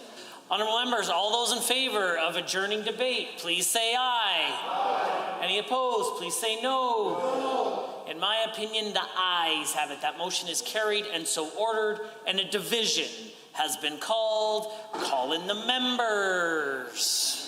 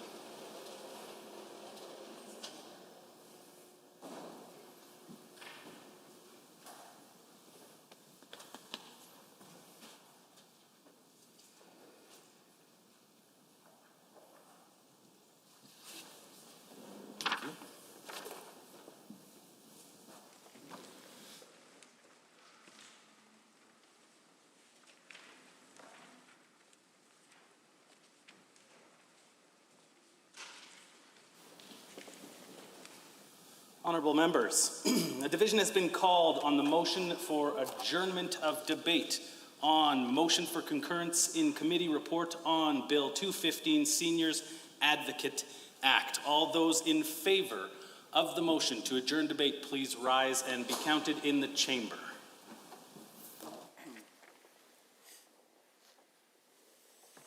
The Honourable Mr. Hunter, the Honourable Mr. Luan, the Honourable Mr. Madu, the Honourable Mr. Wilson, Mr. Newdorf, Mrs. Allard, Mr. Getson, the Honourable Ms. Pond, the Honourable Minister LaGrange, Mr. Scow, the Honourable Mrs. Sawney, Mr. Guthrie, the Honourable Mr. Schweitzer, Ms. Glasgow, Mr. Walker, Mr. Rosewell, Mr. Orr, Mr. Turton, Mr. Stephan, Mr. Yao, Ms. Rosen, Mr. Singh, Mr. Williams, and Honourable Mr. Glubish. All those members in the chamber opposed to adjourning debate, please rise and be counted. Mr. Dang, Mr. Nielsen, Ms. Renaud, Member Phillips, Member Irwin, Ms. Sigurdsson, Ms. Pancholi, Mr. Schmidt. Thank you, honourable members. We will now do a roll call vote alphabetically by last name for those members who are participating remotely or virtually. When you hear your name, please unmute your mic and state your vote loudly and clearly for or against the motion to adjourn. Once you have finished voting, please re-mute your mic. Remember to leave your cameras on at all times, and for those members in the chamber, please remain in your seats. Mr. Amory. I am in favor. Ms. Armstrong Hominack. In favor. Ms. Furr. In favor. Ms. Goodrich. In favor. Mr. Godfrey. In favor. Mr. Hanson. In favor. Mr. Rutherford. In favor. Mr. Tour. In favor. Thank you, honourable members. If you did not hear your name but would like to vote, please unmute your mic now and to be recognized so that you may vote. Hearing none. Mr. Speaker, total for the motion, 32, total against 8. Thank you. That motion is carried and so ordered. Motion for concurrence in committee report on Bill 218, Provincial Parks Protecting Park Boundaries Amendment Act 2021. Honourable members, on June 7th, 2021, the chair of the Standing Committee on Private Bills and Private Members' Public Bills presented the report of that committee on Bill 218, Provincial Parks Protecting Park Boundaries Amendment Act 2021, and requested concurrence of the Assembly in the report, which recommended that the bill proceed. As a member other than the mover rose to speak on June 7th, 2021, debate on the motion will proceed today. The motion to concur in the committee's report on Bill 218 has already been moved, and I will therefore now recognize any additional members who wish to speak. Are there any members? I see the honourable member for Cardston Siksika. I see a point of order has been raised. Mr. Speaker, this motion was moved by a member of the Government Caucus as the chair on the Standing Committee. And Mr. Chair, it is a well-established practice and precedent in this Assembly that members of the opposite party are first to respond to motions that are moved. So it's clearly, I think it is unprecedented that we'd be allowing government members to first reply to to motions that are moved by the government members. And in this case, a member of the opposition parties or opposition caucus or independents should be allowed to reply first. Thank you. I see the honourable member for Cardston Siksika. Well, a couple of points, Mr. Chair, or rather, Mr. Speaker. I appreciate the interjection from the member from Edmonton South, I apologize. But the mover of the motion of concurrence actually has the opportunity to speak. That person is the first speaker. That was made clear in the last debate when I arose to speak on the previous motion of concurrence, and I'd already spoken because I was the one who moved concurrence. Second, there is no point of order that has been cited in the member opposite's objections. And third, the first speaker today to the previous motion for concurrence was the honourable member from Edmonton Highlands Norwood, who spoke to that elegantly. But if we are going back and forth in which members are being recognized first, that member was recognized, and then Rose was not allowed to speak. So I would encourage you, Mr. Speaker, to speak against, or rather to rule against this point of order, which I actually don't believe is actually, in fact, a point of order, because no point of order has been cited. Rather, standing order. All right. So, first and foremost, I do not find that there is a point of order in this situation. However, I am listening to both sides of this debate on the point of order, which was found to not be a point of order. Typically, I think it is quite naturally the case within the Assembly that a member of the official opposition would have an opportunity to speak in similar circumstances. And as such, given that by my call, I thought that it was pretty much a tie one way or the other with regards to who caught my eye, in this case, I will give the opportunity to the member for Edmonton Gold Bar to speak.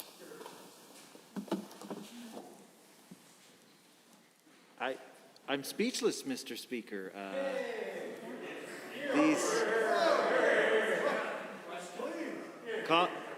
The backbenchers in the government caucus can calm themselves. I'm actually not speechless.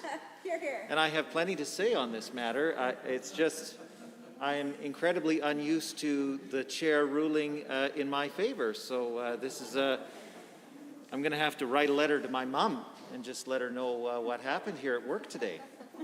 Thank you, Mr. Chair, for recognizing me on this incredibly important motion.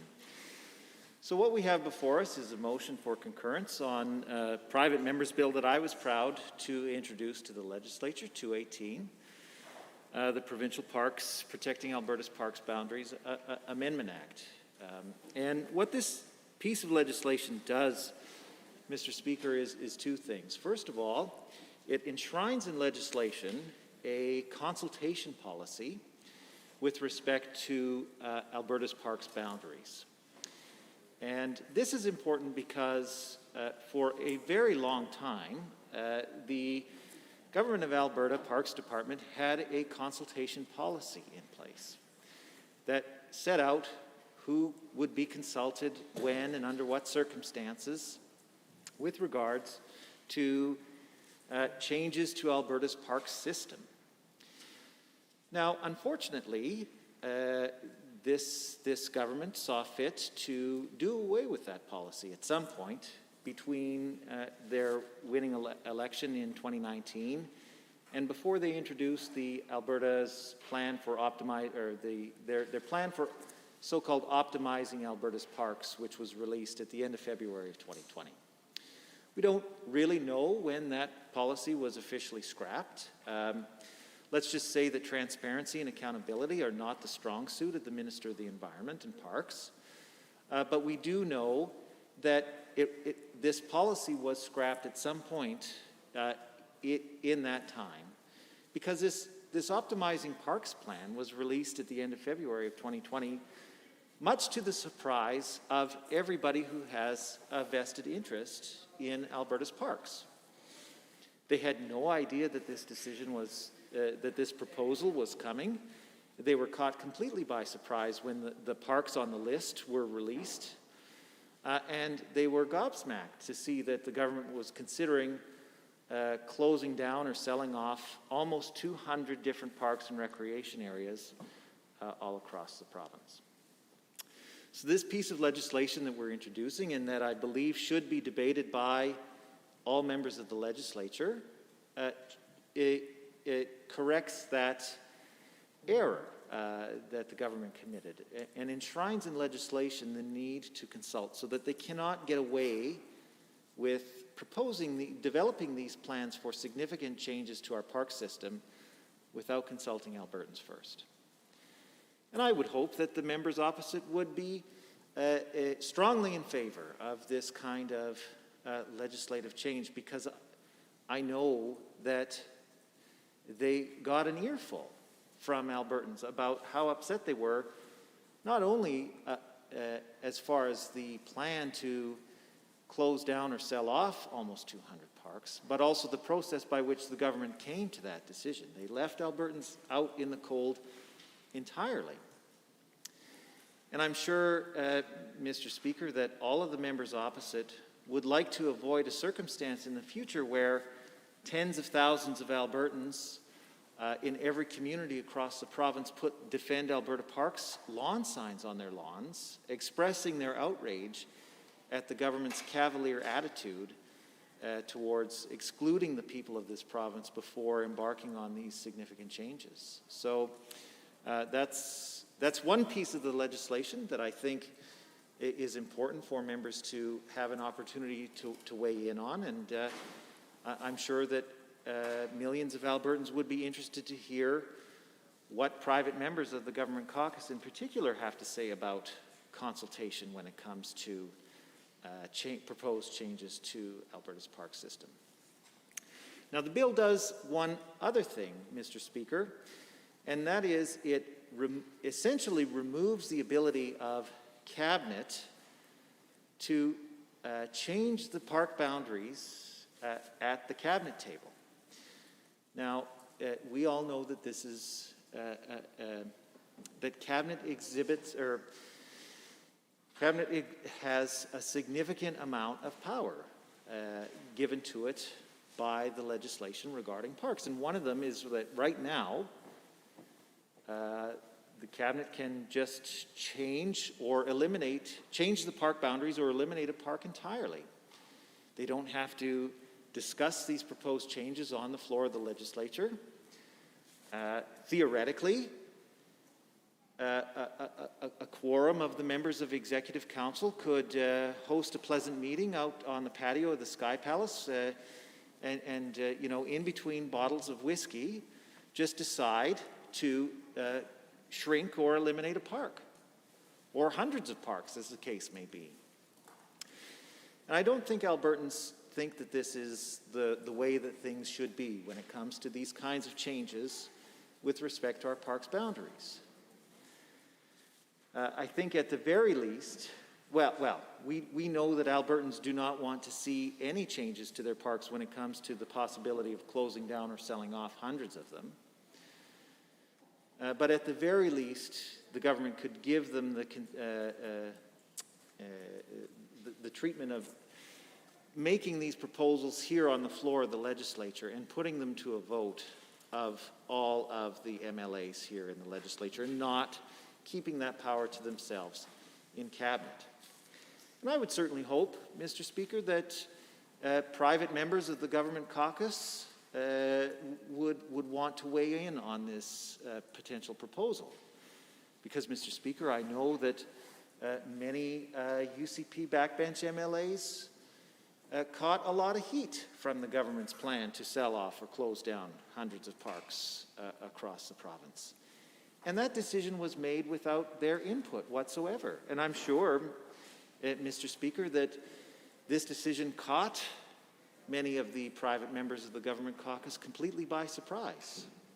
I don't get the sense from the reports that we hear in the media that all is well in the Government Caucus, and that there's a lot of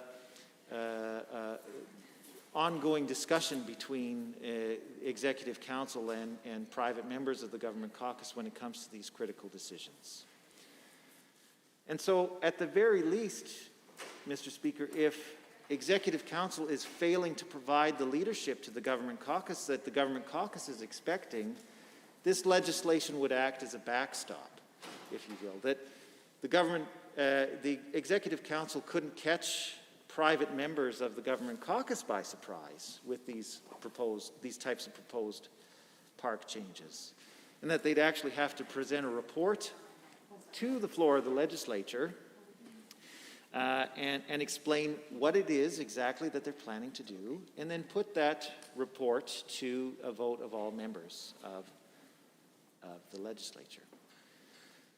I think this is an elegant solution to a problem that exists with the way the legislation currently gives power to Executive Council to make these changes.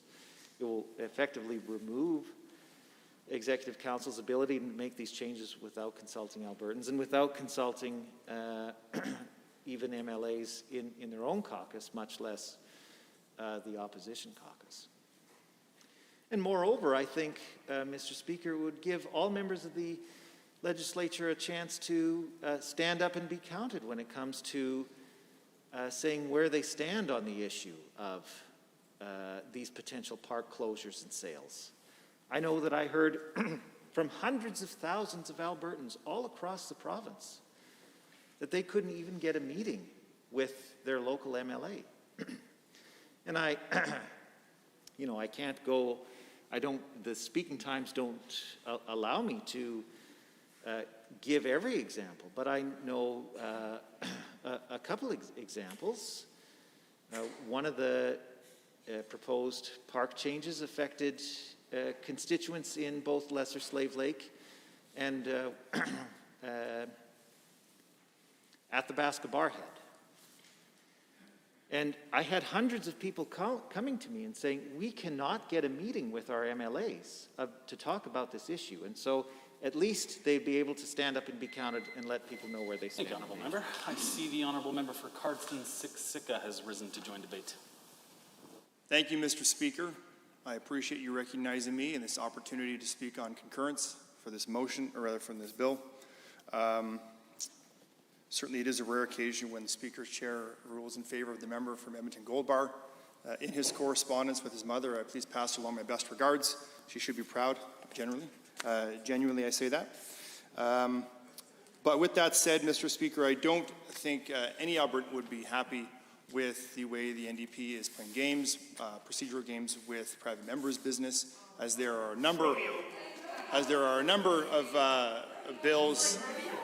There are a number of bills that we have that have numerical priority over this bill that we could be debating, including Bill 207, which is the Reservist Recognition Act. So with that said, Mr. Speaker, I would move that we adjourn debate.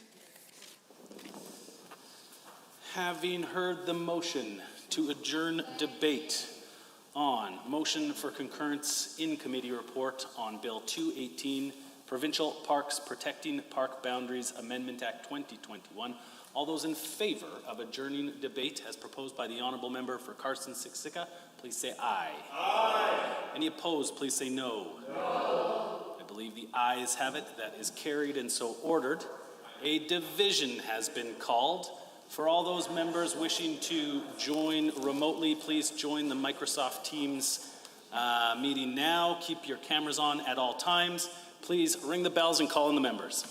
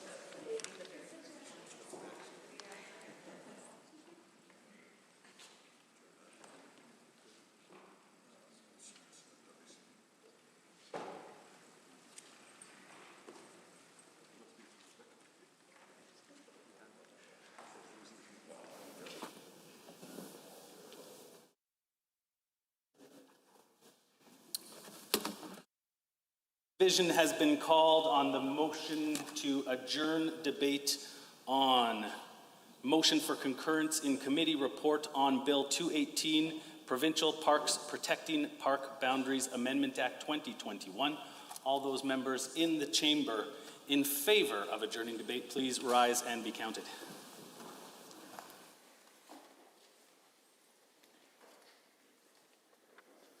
The Honourable Mr. Hunter, the Honourable Mr. Luan, the Honourable Mr. Nixon, Mr. Newdorf, Mrs. Allard, Mr. Getson, the Honourable Mr. Wilson, the Honourable Ms. Pond, the Honourable Minister Lagrange, Mr. Scow, the Honourable Mrs. Sawney, the Honourable Mr. Madhu, Mr. Guthrie, the Honourable Mr. Schweitzer, Ms. Glasgow, Mr. Walker, Mr. Rosewell, Mr. Orr, Mr. Turton, Mr. Steffen, Mr. Yao, Ms. Rosen, Mr. Singh, Mr. Williams, Honourable Mr. Glubish. And all those members opposed to adjourning debate in the chamber, please rise. Mr. Dang, Mr. Nielsen, Ms. Renault, Member Phillips, Member Irwin, Ms. Sigurdsson, Ms. Pancholi, Mr. Schmidt. Honourable members, we will now do a roll call vote alphabetically by last name of those members who are participating remotely. When you hear your name, please unmute your mic and state your vote loudly and clearly for or against the motion to adjourn. Once you finish voting, please remute your mic. Remember to keep your camera on at all times, and for all those members in the chamber, please remain seated. Mr. Amory. I am in favor.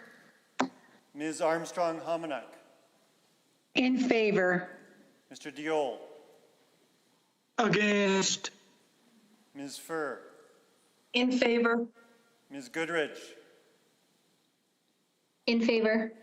Mr. Hanson. In favor. Mr. Rutherford. In favor. Mr. Tour. In favor. Thank you. If you did not hear your name called, please unmute your mic and make yourself recognized now for the opportunity to vote. Hearing none. Mr. Speaker, total for the motion 32, total against 9. That motion is carried and so ordered. Motion for concurrence in committee report on Bill 219, Workers' Compensation Expanding Presumptive Coverage Amendment Act 2021. Honourable members, on June 10th, 2021, the Deputy Chair of the Standing Committee on Private Bills and Private Members' Public Bills presented the report of that committee on Bill 219, Workers' Compensation Expanding Presumptive Coverage Amendment Act 2021, and requested concurrence of the Assembly in the report, which recommended that the bill proceed. As a member other than the mover did rise to speak on June 10th, 2021, debate on the motion will proceed today. The motion to concur in the committee's report on Bill 219 has already been moved, and I will therefore now recognize any additional members who wish to speak. Are there any honourable members looking to speak? I see the honourable member for Edmonton Decore has risen.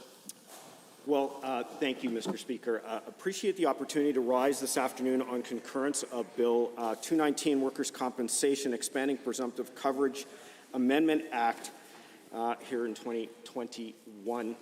You know, Mr. Speaker, I've always said that sometimes there's a little bit of a trend that starts to form, and so I think it's necessary to point that out, quite honestly. Because likely I expect, there may be somebody trying to shut the debate around concurrence shortly.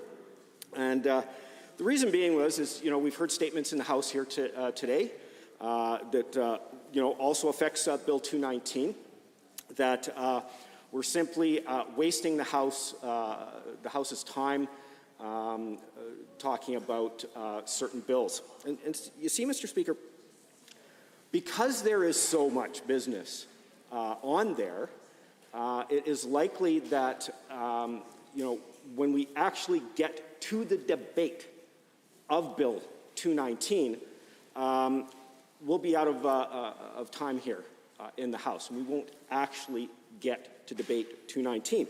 And so the reason we're rising on concurrence, just like the members of the UCP rose during concurrence of the bill to recognize rodeo as the official sport of Alberta. And so I too am rising during concurrence to be able to speak about Bill 219, the presumptive coverage for workers' compensation.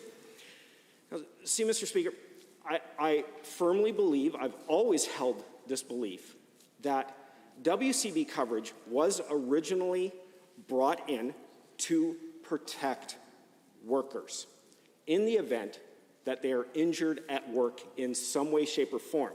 Now, what we saw over, of course, the years was that it started to morph into something that put workers at a great disadvantage.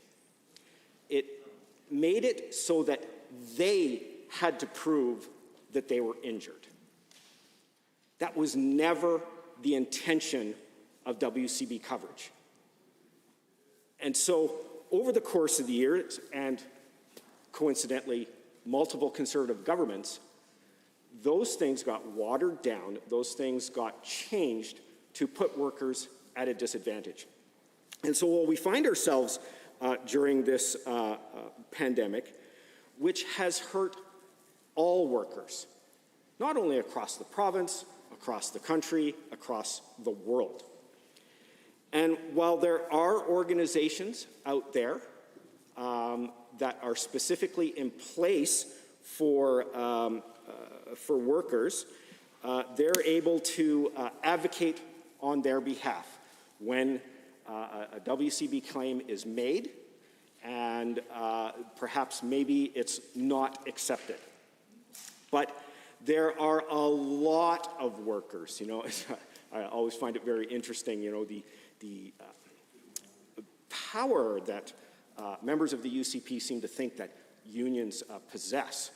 You know, the last time I looked, only, I believe it was somewhere around the neighborhood of 20% of Alberta workers are actually unionized, that actually have a group dedicated to fighting for their rights, things like safety, WCB coverage, good legislation that protects workers, benefits, good paying jobs, things like that. Which means there's a lot of workers across this province that don't have that. They don't have somebody that's able to go to bat for them when they have to file a WCB claim. And of course, you know, over the course of the last 6 years, my office has received many calls around WCB and us having to help them with those claims. Now, over, of course, the last year and a half or so, we've found ourselves in just absolutely unprecedented, extraordinary circumstances where workers have been placed in a situation that they probably never ever thought they'd be in around the pandemic. And the different things that they have had to face over the course of the last year. And so, whereas I've mentioned earlier that you know, those unions are able to fight for their workers, although, you know, I would say that it's been an uphill battle for them, you know, in places like meatpacking plants, trying to bring in safe working conditions so that you don't wake up in the morning wondering, well, if I go to work, am I going to contract COVID? Am I going to take that home to my family? And could that turn out very, very badly? No one should ever be placed into that situation where they're trying to decide whether they need to go to work or protect their family. And so when I think about what we've deemed as essential workers, and that, Mr. Speaker, is everything from warehouse workers that are palletizing the goods that we need, in the stores that we purchase. I'm thinking about the cashiers at the tills in those stores that are, trying to bag those groceries for people. I'm thinking about the waitress that is serving food. And, that recent story that we saw, the one waitress who had asked a patron, please put on your mask. That's the rules of the establishment. And we all know how that turned out. She ended up getting a beer bottle smashed across her face. That creates trauma, not only from a physical sense, but also from a mental perspective as well. I can't even imagine the fight that went on in her mind now. Can I go to work and do my job safely? Because I've certainly seen over the course of the last 2 years, health and safety legislation being watered down by this government, making it a lot harder for workers to be safe in their workplace. And so when I look at Bill 219 and bringing in presumptive coverage in the workers' compensation, this makes absolutely clear sense. Now, I should point out, Mr. Speaker, when this bill went through the Private Members Committee, one of the things that the committee did not do, which it should have done, was to speak to workers directly. We could have brought in, the Alberta Workers' Health Centre. They're always advocating for safer working conditions for Albertans, not just the unionized ones,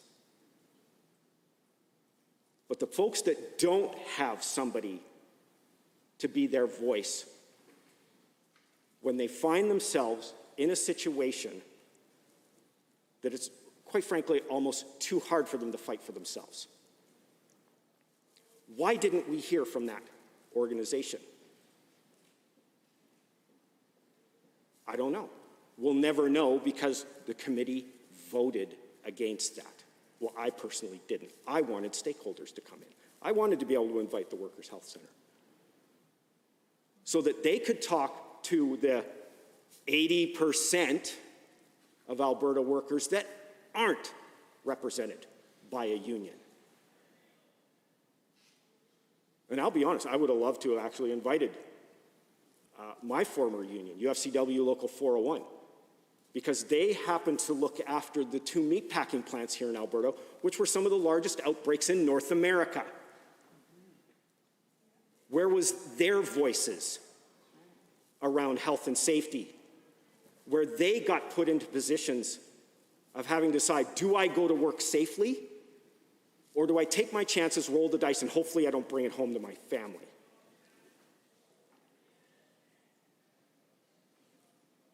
And then people wonder why I'm standing up. Thank you, Honourable Member. I see the Honourable Member for Peace River has risen.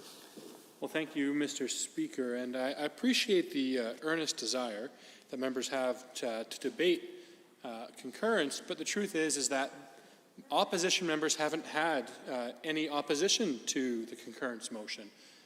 On this bill or previous ones that we've been debating today, they're going to be supported.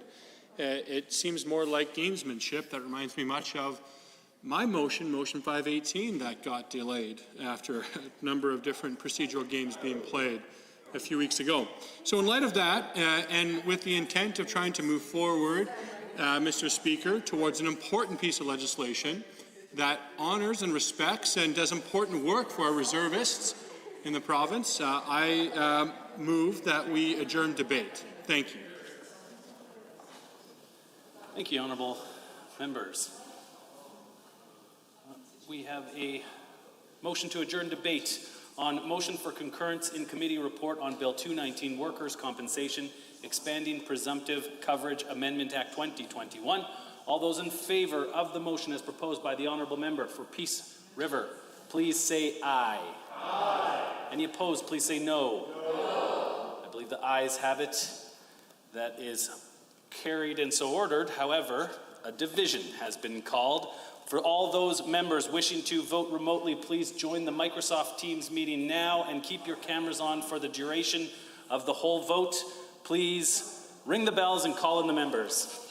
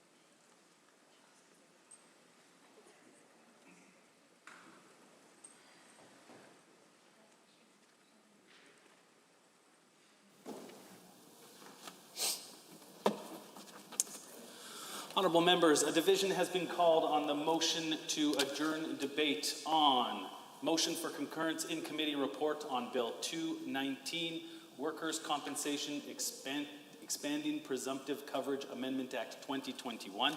All those in favour of the motion to adjourn as proposed by the Honourable Member for Peace River, please rise and be counted.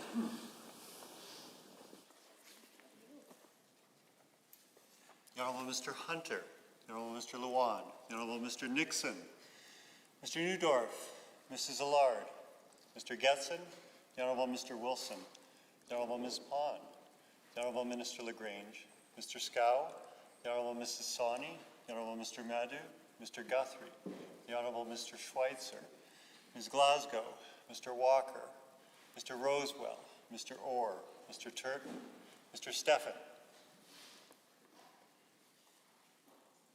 Mr. Yao, Ms. Rosen, Mr. Singh, Mr. Williams, and the Honourable Mr. Glubish. Thank you. All those members in the chamber who are opposed to the motion to adjourn, please rise and be counted. Mr. Dang, Mr. Nielsen, Ms. Renault, Member Phillips, Member Irwin, Ms. Sweet, Ms. Pancholi, Mr. Schmidt. Thank you, honourable members. We will now do a roll call vote alphabetically by last name for those members who are participating remotely. When you hear your name called, please unmute your mic and state your vote loudly and clearly, either for or against the motion to adjourn. Once you've finished voting, please re-mute your mic. Remember to leave your cameras on at all times, and all members in the chamber, please remain seated. Mr. Amory. In favor. Ms. Armstrong-Hamanak. In favor. Mr. Diol. I vote against the motion. Ms. Furr. In favor. Ms. Goodrich. In favor. Mr. Hanson. In favor. Mr. Rutherford. In favor.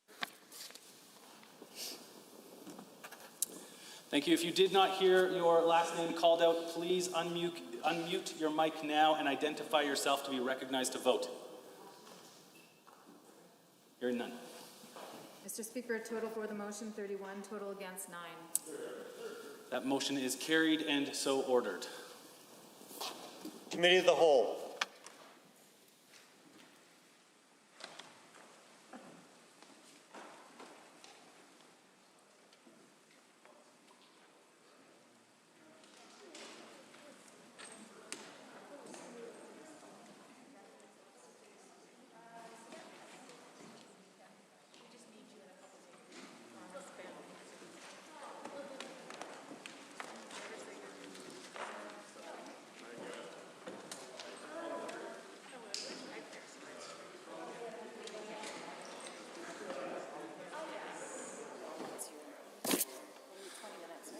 Honourable members, I would like to call the committee to order. The Committee of the Whole has under consideration Bill 207, Reservists Recognition Day Act. Are there any comments, questions, or amendments to be made with respect to this bill? I see the Honourable Member for Peace River has risen. Well, thank you, Mr. Chair. I appreciate the opportunity to rise on this bill, an important piece of legislation surrounding the reservists who serve our country and create such an important link from the military, the armed forces in Canada, to our communities. And I want to particularly thank the member from Leduc-Beaumont for bringing forward this legislation. In his role as liaison to the military for the government, I think he's done a tremendous job of highlighting the important work that they do. And for me, particularly, it strikes home being in a very northern community. In the Peace River constituency, I live in the town of Lacrete, where across the north we have a number of different reservist groups, particularly associated with the Canadian Rangers, who are little known but incredibly important group who volunteer their time and make many, many sacrifices for the importance of securing our northern frontier and northern communities. And as members of this House will know, the sacrifices that are made by reservists are meaningful because they create a link to our communities in so many ways. We have that direct connection.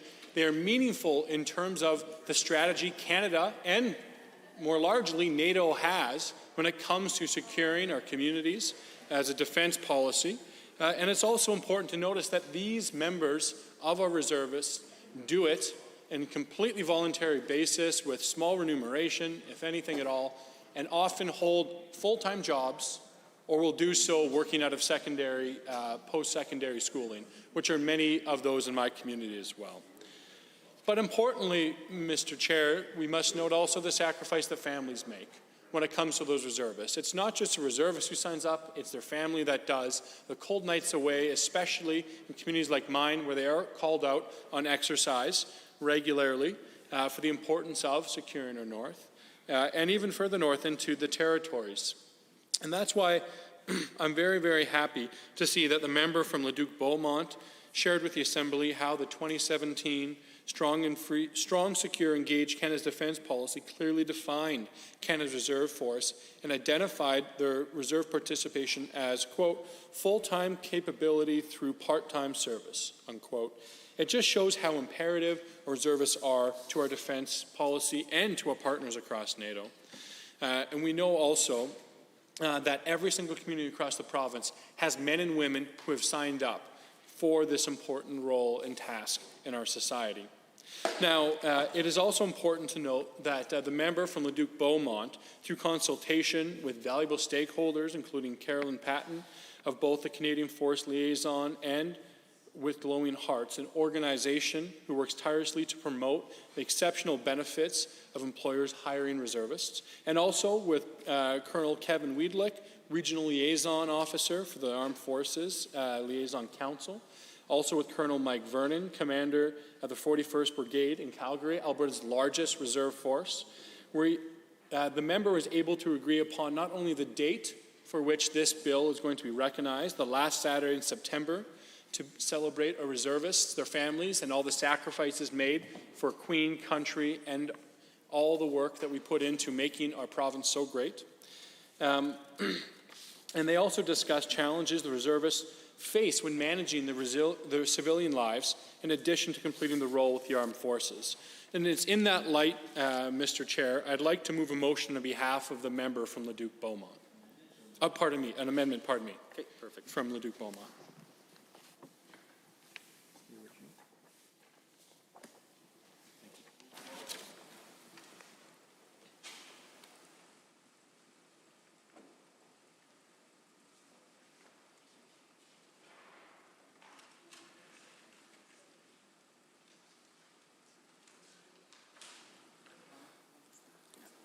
Thank you, Honourable Member.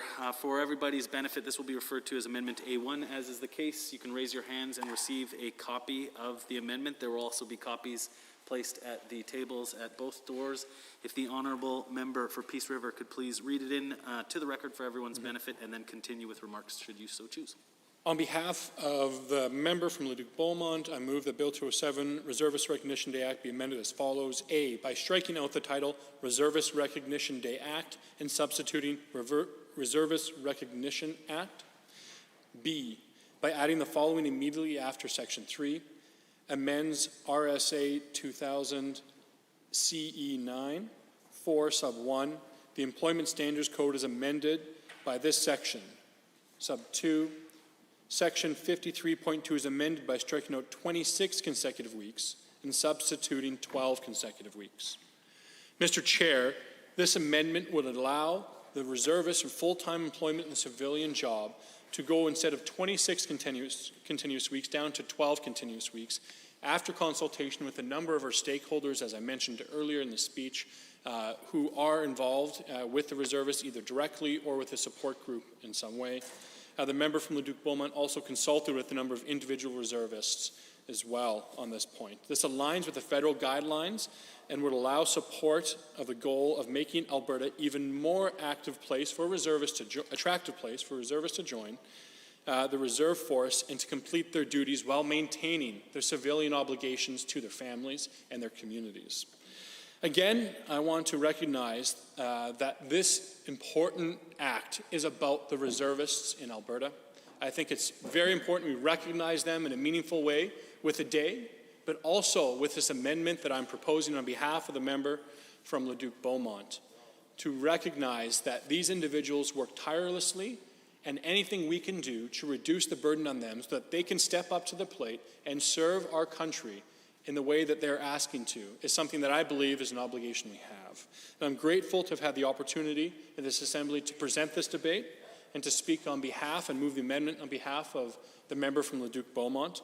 And I could not be more proud to vote for and support this amendment and this bill. Thank you, Mr. Chair.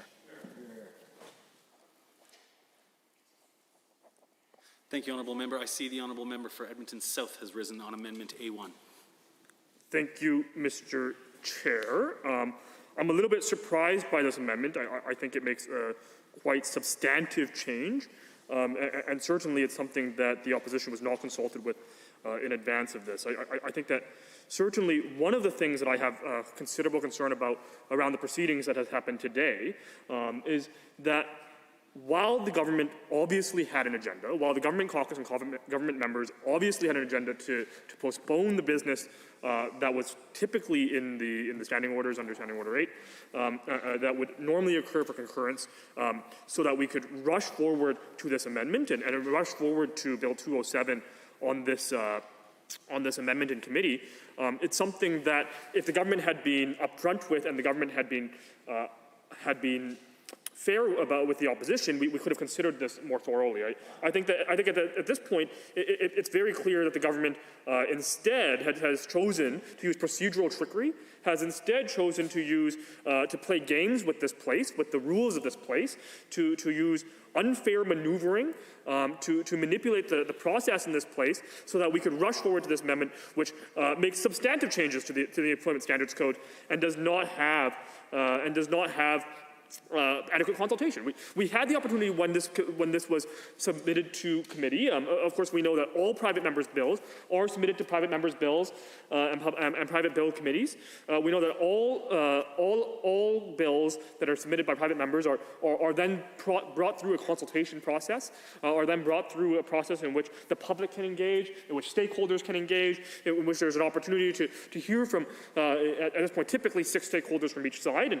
And this is something that if this was important, if this was something that the government was considering at the time, perhaps should have brought forward at that stage, right? I know the Honourable Member for Peace River mentioned that consultation had been done with reservist groups and individual reservists. Unfortunately, we did not hear this consultation at the committee, which would have been the appropriate place, for this to be done. So I think it's something that is a little bit disingenuous from the government, from government members, from the member for Peace River and the member who moved this to bring in such substantive changes using manipulation of the rules, using procedural trickery to come forward at this time. And really, Mr. Chair, it's alarming to me because it opens up an entirely new act. It changes the name of the original bill. I think certainly it changes the intent of the original bill because it is now making substantive changes to policy. Of course, one of the concerns that the opposition raised during the original consultation when it was sent to committee, which is, again, the appropriate time for discussions like this to happen. One of the concerns the opposition raised was certainly that reservists were not actually being supported through this legislation, right? And that's something that we maintain is a pattern with government private members' bills. With government caucus private member bills, we see time and time again government members bring forward basically fluff pieces of legislation that don't actually bring in support measures or bring in policy that makes a difference in Albertans' lives, doesn't actually focus on making Albertans' lives better, whether that's in investing in our economy or their jobs or their livelihoods, Mr. Chair. And that's something that we've seen time and time again from this government caucus and government private members' bills. So instead, we now see these massive changes, substantive changes being brought in at the 11th hour in a very unprecedented manner, where we change not only the substance of the bill, but we change the name of the bill. To make such a drastic change at this time, I think is something that is very concerning. To make such a drastic change at this time without consultation with the opposition, without having done the work in committee, which again is the appropriate place in the Committee of Private Members' Bills, which was created by this government. I want to remind government members, the government members created the Private Members' Bills Committee committee so that these types of changes could be considered, right? So that these types of changes could engage with stakeholders, so that we could hear from the public, hear from Albertans. And in this case, if the honourable member is correct and reservists and reservist organizations were consulted properly, then they should have been able to do that process on the record in front of every single Albertan and in front of every single member of this House at that committee. Unfortunately, we are now moving forward with a change that was not considered properly in that committee, was not considered in the process that all members of this place have agreed to. And instead, we are now seeing that the government is using procedural trickery to rush forward their changes without engaging on it. So I'm fairly concerned. I think that this is a bad precedent from the government. It's anti-democratic from this government. It's a pattern of behavior from this government to use procedural trickery, to use processes that stifle debate in this place. Of course, we saw the government 3 times today shut down debate on opposition bills. We saw the government continue to move forward, shutting down debate and not allowing opposition bills to be debated. And now, without adequate consultation, without any substance work being done on this, the government has decided to bring in this significant amendment that again, if it was a change of the name, if it was a change of the dates, if it was a minor change, I think that is something that was typical of committee here on Monday afternoons, but instead we're seeing substantive changes that deserve consultation, that deserve engagement, that deserve stakeholder work, and we know there's substantive changes of this nature because even beyond just the clauses of the bill being changed, we're now even seeing the name of the bill being changed because those changes are so substantive that the name would no longer accurately represent the clauses, right? The name would no longer accurately represent. I know it's a short bill, Mr. Chair. It's only a couple pages here, but certainly this is something that I think Albertans deserve to have a say on. It's something that Albertans deserve to have an opportunity to be engaged on, and that's why these government members, this House, created this bill, this committee process, and instead they decided to dance around that, to use procedural trickery to rush forward instead, and that's something that's very upsetting. It's something that this government is making a pattern of, and that's to not properly utilize the assembly, to not work in collaboration in this place, and that's something that's very disappointing, right? It's extraordinarily disappointing that government members would continue to act in this manner, that they would bring in these substantive changes without proper consultation, without proper engagement. And Mr. Chair, I think that certainly when the member moved this amendment, he mentioned that the consultation had been done, but of course Albertans and members of this place cannot know that because we have not been able to have that proper engagement process, right? Because we have not been able to utilize the committee process that was created in this place, created in this legislature for this exact reason. Right? When government members bring in these bills, time and time again, we see these bills basically do nothing, right? We see the bills not actually bring in tangible supports for Albertans, not bring in tangible supports for jobs, not bring in tangible supports for workers, and that's something that we hear at the consultations as well. I know time and time again we hear that in committee, and we had the opportunity to address that committee and make those recommendations in committee when those reports came forward. And of course, we had tried to make some of those concurrence debates today. The government decided instead to shut down that debate and to stifle the opposition debate. And now we see that the government apparently has made some sort of mistake. The government members have apparently made some sort of mistake. And instead, they are moving forward with this substantive change without having done the proper consultation process. So it is very concerning. I am particularly alarmed that the government chooses to move forward in this way, that the government chooses to move forward by utilizing their majority to shut down debate in this chamber on private members' business that is from the opposition caucus, and then rush forward to bring amendments to correct their errors in governing caucus legislation. I think that's something that's particularly concerning. I think that all members of this place deserve the opportunity to properly review this, properly engage with stakeholders, properly have a discussion and debate about this. And I think that the Assembly is being cheated of that opportunity because because this amendment was brought in at the 11th hour without proper consultation, because this amendment was brought in without the proper stakeholder engagement, without the proper committee process. I think that the members of this place would be unable to make a fair assessment of this amendment. I think that we need to have more opportunity to consider this and to debate this. And with that, Mr. Chair, I would move that we adjourn debate. Having heard the motion to adjourn debate as proposed by the honourable member for Edmonton South, to adjourn debate and report progress then on Bill 207, Reservists Recognition Day Act, when the committee rises. Are you agreed? All those in favor, please say aye. Aye. Any opposed, please say no. No. That is defeated, and a division has been called. For all members wishing to join this vote who are currently working remotely, please join the Microsoft team meeting at this time. Keep your cameras on at all times. Call in the members.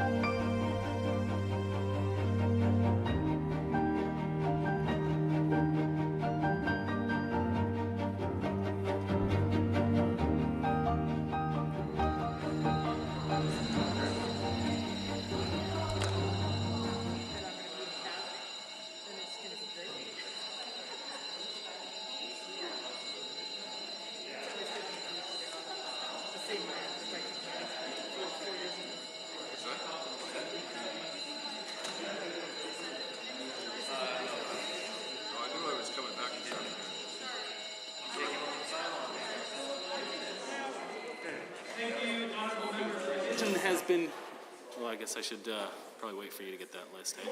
Cool.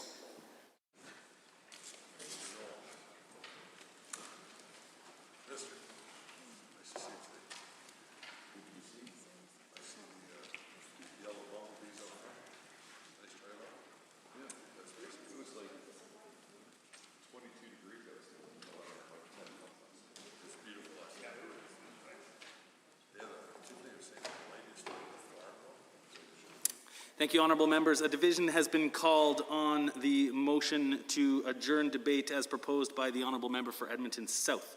All those members in the chamber who are in favour of the motion to adjourn debate, please rise and be counted.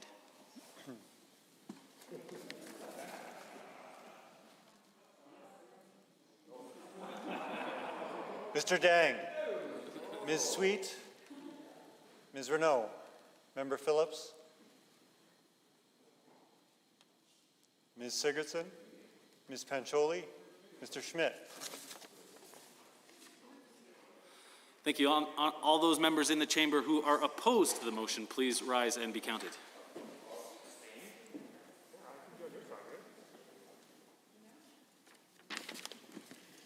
The Honourable Mr. Hunter, the Honourable Mr. Luan, the Honourable Mr. Nixon, the Honourable Mr. McIver, Mr. Newdorf, Mrs. Allard, Mr. Getson, the Honourable Mr. Wilson, the Honourable Ms. Pond, the Honourable Minister LaGrange, Mr. Scow, the Honourable Mrs. Sawney, the Honourable Mr. Madhu, Mr. Guthrie, the Honourable Mr. Schweitzer, Ms. Glasgow, Mr. Walker, Mr. Rosewell, Mr. Orr, Mr. Turton, Mr. Steffen,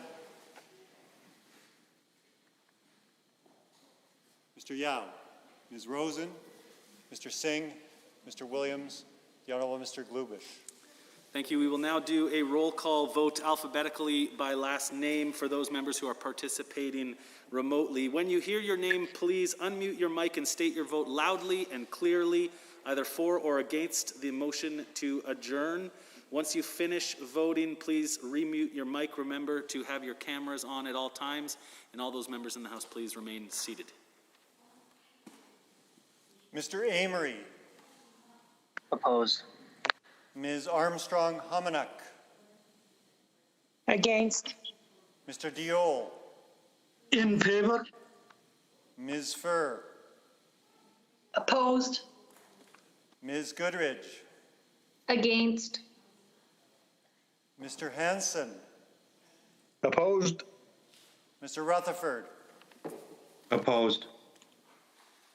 Thank you. If you did not hear your name called, please unmute your mic now and identify yourself to be recognized to vote.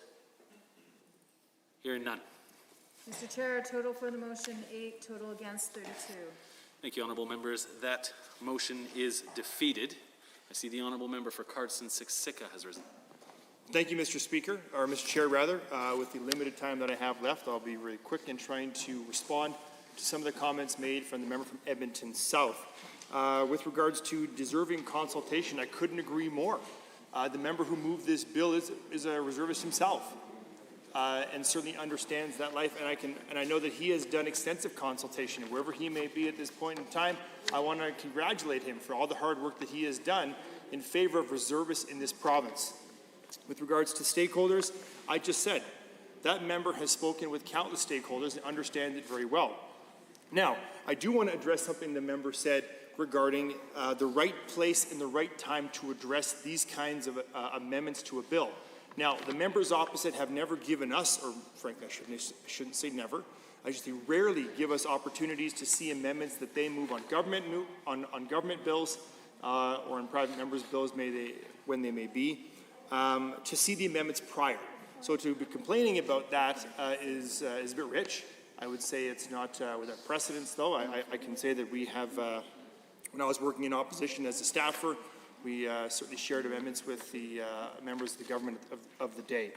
But just because we didn't share it on this point in time doesn't mean that it's undemocratic. To suggest that would be, wildly out of line. But I will say this. When talking specifically about what this amendment does, and having spoken with the mover himself, I asked, I said, why the change in the name? And he said, because the amendment will encompass more than just a recognition day. And I think the member is right. I believe he's right, and I support what he says in the fact that reservists have a day, but also recognize them year-round for the contributions they make and for their hard work and for service to this province and to this country. But with regards to what the member had talked about, helping workers and, the government is not sharing this. This is not a government bill. So to suggest otherwise would be, again, inappropriate. This is a private member's bill, Mr. Chair. The government is not doing anything here. This is a bill moved by the honourable member from Leduc-Beaumont on behalf of his constituents. Now, certainly that member is a member of the government caucus, but this is not a government bill. And I must make that very clear to the many people who might be watching this at home. Understand that this is a private member's bill, and that member deserves a tremendous amount of credit for his hard work on this. And lastly, I will say that this is absolutely helping our workers, as nothing is wrong with workers getting more access to leave and supports. That's exactly what this does. And I can tell you that the member from the Duke-Beaumont understands this all very well. So again, I congratulate that member. I want to let all members of this assembly know that I will be supporting this bill because I think that the member from the Duke-Beaumont has done a tremendous amount of work. I want to thank him for his service as a reservist, and I keep pointing behind me because that is where he usually sits. To interrupt the honourable member, but as we all know from Standing Order 8 sub 6, if the Assembly is in committee of the whole on Monday afternoon at 4:55 p.m. and the Assembly has not yet considered motions other than government motions that day, the chair shall interrupt and the committee shall immediately rise and report without question put. The committee will now rise.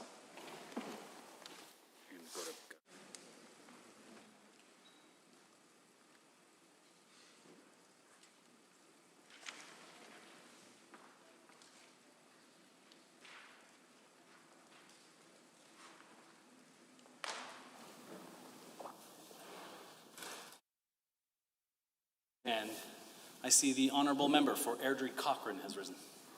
Mr. Speaker, the Committee of the Whole has under consideration a certain bill. The committee reports progress on Bill 207. Mr. Speaker, I wish to table copies of the amendments considered by the Committee of the Whole for the records of the Assembly. Thank you, honourable member. Does the Assembly concur in the report? All those in favour, please say aye. Aye. Any opposed, please say no.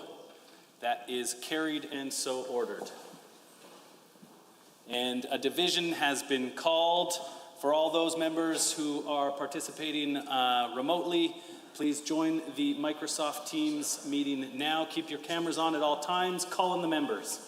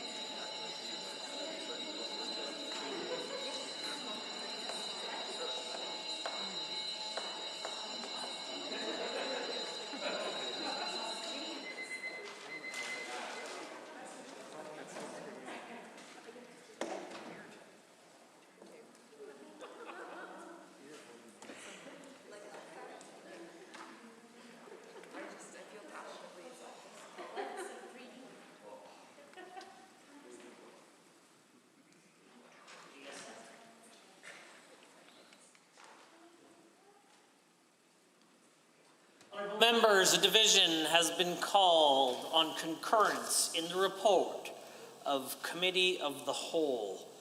All those in favor of concurrence and located in the chamber, please rise.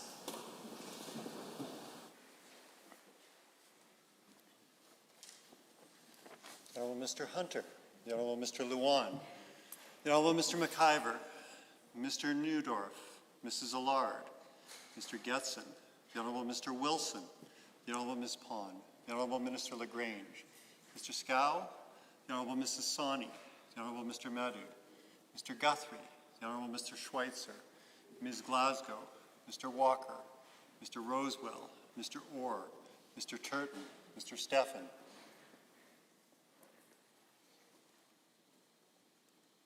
Ms. Rosen, Mr. Yao, Mr. Dang, Ms. Sweet, Ms. Renault, Member Phillips, Member Irwin, Mr. Williams, Mr. Singh, the Honourable Mr. Glubish, Ms. Sigurdsson, Ms. Pancholi, Mr. Schmidt. Honourable members, all those in the chamber and opposed to the motion for concurrence, please rise. Members, we will now turn to our remote voting. Members are reminded to ensure that their cameras are on. We will do an alphabetical roll call by last name. When your name is called, please unmute your microphone. Say only for or against. Upon completion of voting, please remute your microphone. Mr. Amory. In favor. Ms. Armstrong-Hominiuk.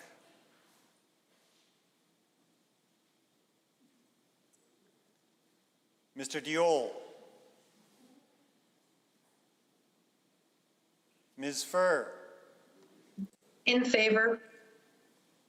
Ms. Goodridge. In favor.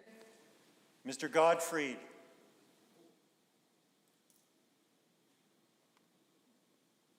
Mr. Hanson. In favor. Mr. Rutherford. In favor.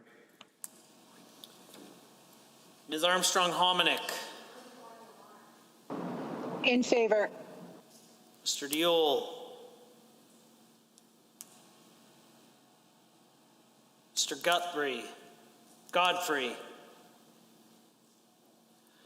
Honourable members, are there others who have joined us remotely who are unable to vote and would like to do so? Please indicate your attentions now. The table. Mr. Speaker, total for the motion 39, total against nil. Honourable members, that motion is carried and so ordered. Under motions other than government motions, motion other than government motion 519, Ms. Sweet. The honourable member for Edmonton Manning has the call. Well, thank you, Mr. Speaker, and it's on rise to move motions other than government motion 519. I will read the motion into the record. Be it resolved, the Legislative Assembly urge the government to take any necessary steps to maintain the current water allocation for the headwater tributaries of the eastern slopes of the Rocky Mountains, including the Oldman River Basin, Water Allocation Order, Alberta Regulation 319/2003, pending extensive consultation with the ag sector, Indigenous communities, ranchers, municipal districts, and the general public. Now, Mr. Speaker, it is now 20 after 5, and I could say the government definitely has run away from the chamber in the context of not wanting to actually finish and vote on this motion. I find it actually significantly disappointing that an issue that is so important to Albertans right now, which is water allocation, purity of their water, access to water, an issue that Albertans are standing up and speaking out against loudly, that this government would choose to try to eat up as much time so that they don't have to be on the record. It speaks volumes to the fact that the very issue that I'm speaking about when it comes to making sure that there's appropriate consultation isn't happening. In fact, this government is deliberately ignoring Albertans for the coal industry. How do we know that? Well, we've already seen water allocation being designed for coal. We see a government making decisions to allow coal to have water for free in the Oldman River Basin, while charging farmers and ranchers for the very water rights that they need for agriculture. Very clearly. How do we know that? Well, we've seen people speaking out, Mr. Speaker. We've seen municipalities, including High River. We've seen municipalities like Clearwater County, the Minister of Environment's own riding, where clearly these municipalities have said the issue that is happening with coal, the access to water, the potential risk to our water sources is a very concerning issue, and yet what do we see? The government biding time, trying to waste time, trying not to be put on the record when they apparently don't want to be supportive of the current motion. It's disrespectful, it is shameful, and it ignores the very voices of rural Albertans. So, what is the real issue here? Well, the real issue here is that we know that Indigenous communities have come forward and they have said that they are concerned about the contamination of their water and the access to their water because of coal. But what do we hear? Nothing. We know irrigation, significant investments by the federal government, smaller investment by the provincial government, huge investment when it comes to supporting farmers and ranchers, but yet what is this government doing? Putting that very water at risk. The same water that provides drinking water to municipalities like Lethbridge, Pincher Creek, Medicine Hat. And yet we don't see any members in this chamber standing up and speaking about that. In fact, again, trying to avoid the very vote on this motion to have their voices clearly standing up for their constituents. That's not going to happen today. In fact, the government will stall this out as much as they possibly can, so there is zero accountability for the decisions that this government is making when it comes to water for southern Alberta.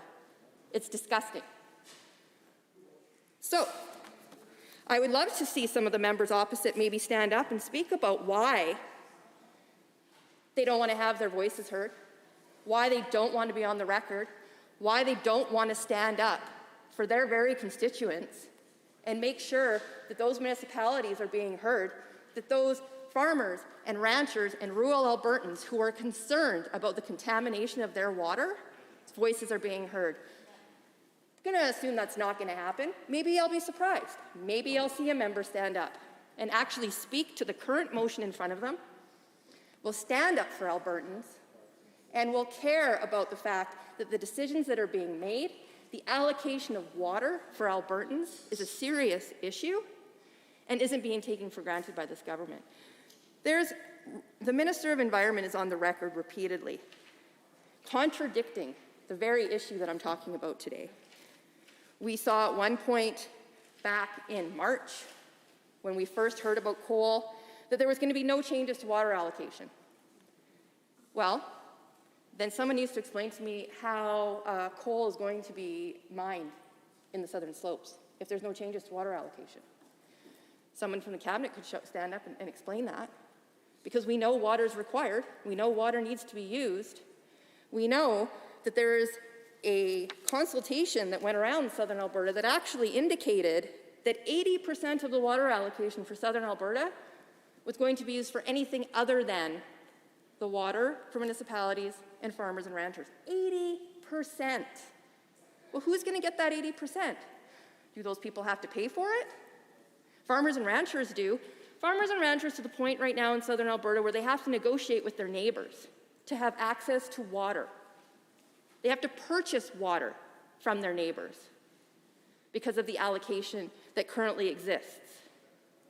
So, wouldn't it be great to see a government go, you know what, we need to make sure that we're doing extensive consultation when it comes to water allocation, that we need to make sure our farmers and ranchers, our agricultural producers, know what's happening, that they are able to continue with their generations of farming, and that rural Albertans' voices are being heard, that our Indigenous communities who are on those waterways know that their water is not going to be contaminated, that there won't be selenium in their waterway if coal is to go forward.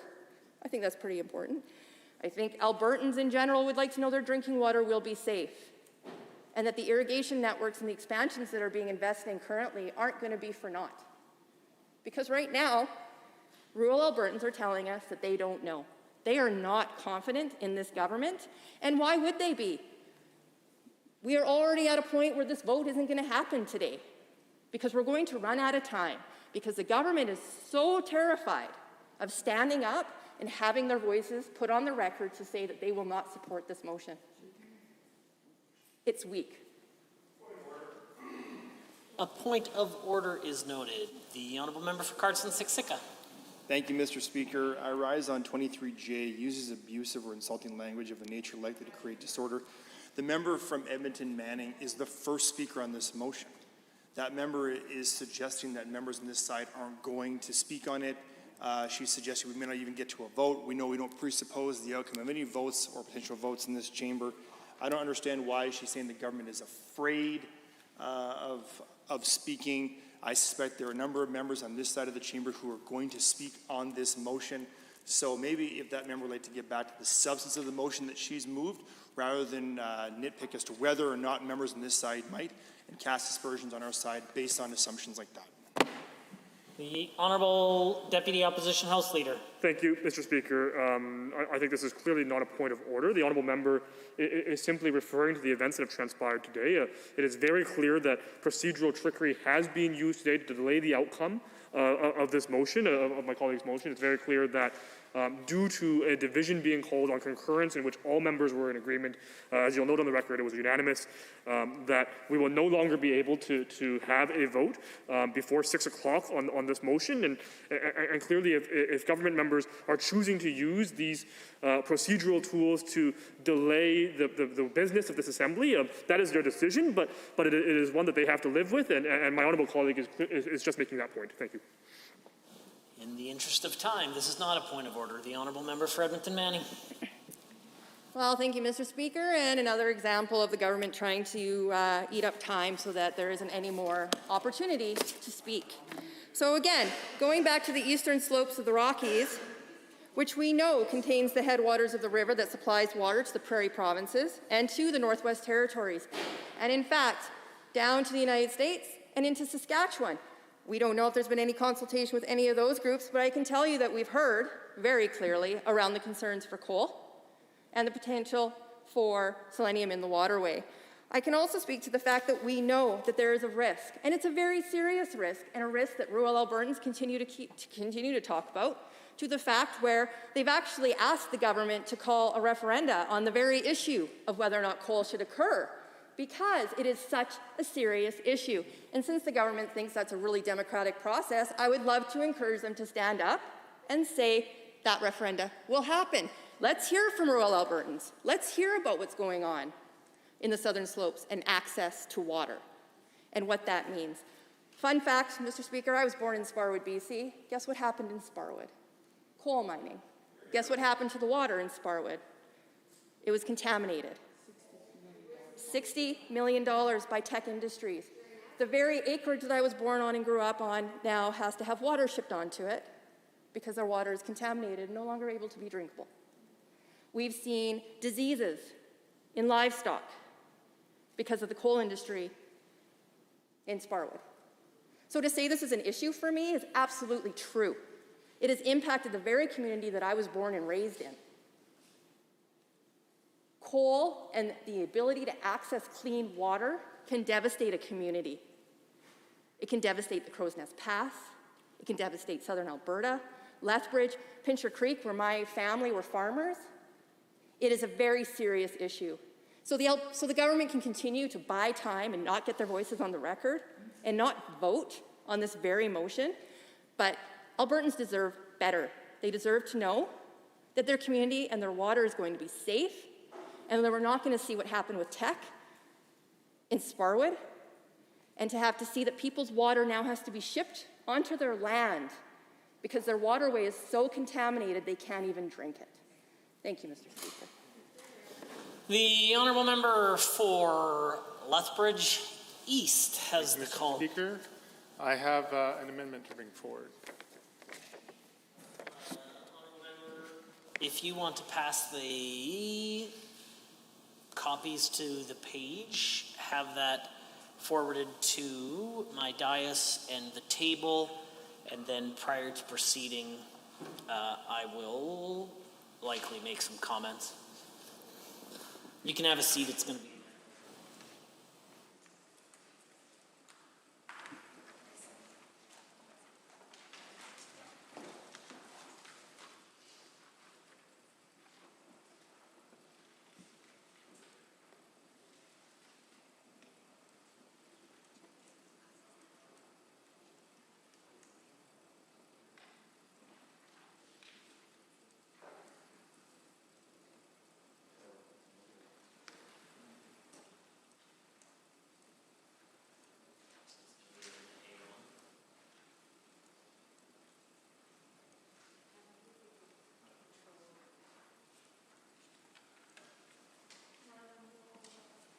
Remember, you're moving this on behalf of the member for Calgary Glenmore? Yes.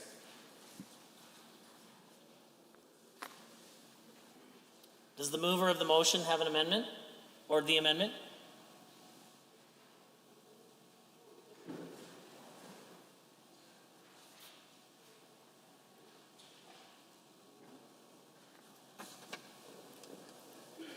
Honourable members, before we proceed with the debate, I'd like to make some remarks about the proposed amendment to motion other than government motions 519.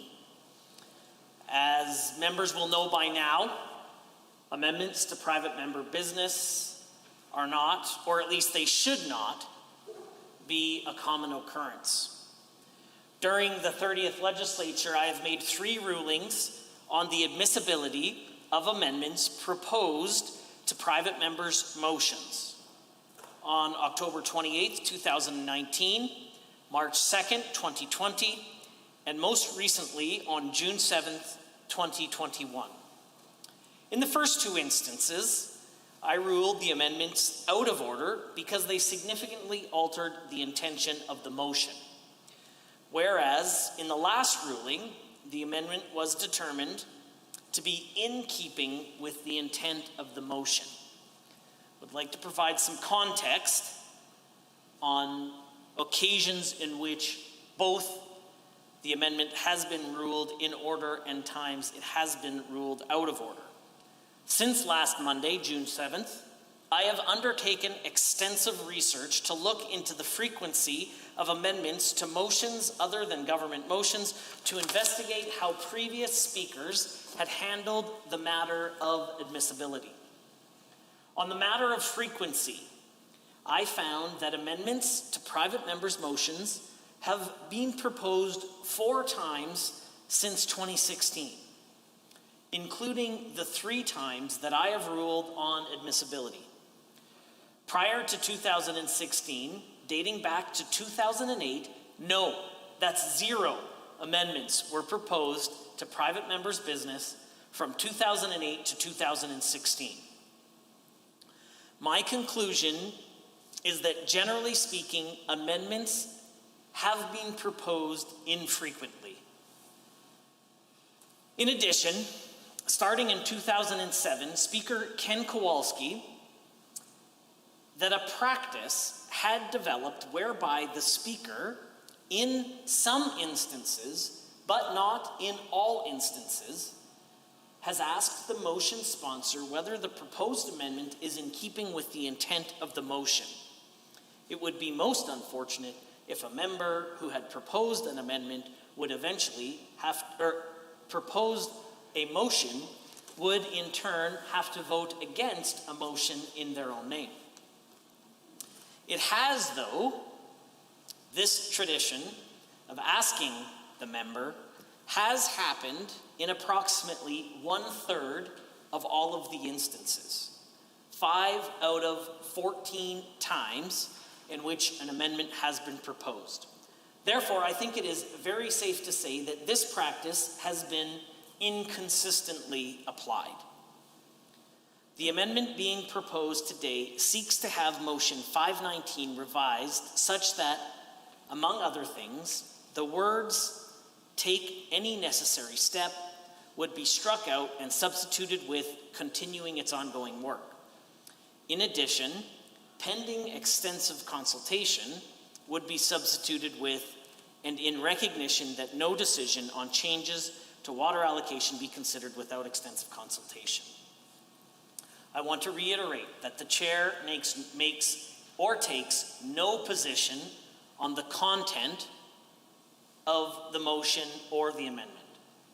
For the benefit of members, with respect to guidance of admissibility of amendments to motions is provided on page 540 to 542 of House of Common Procedures and Practice 3rd edition, which is as follows.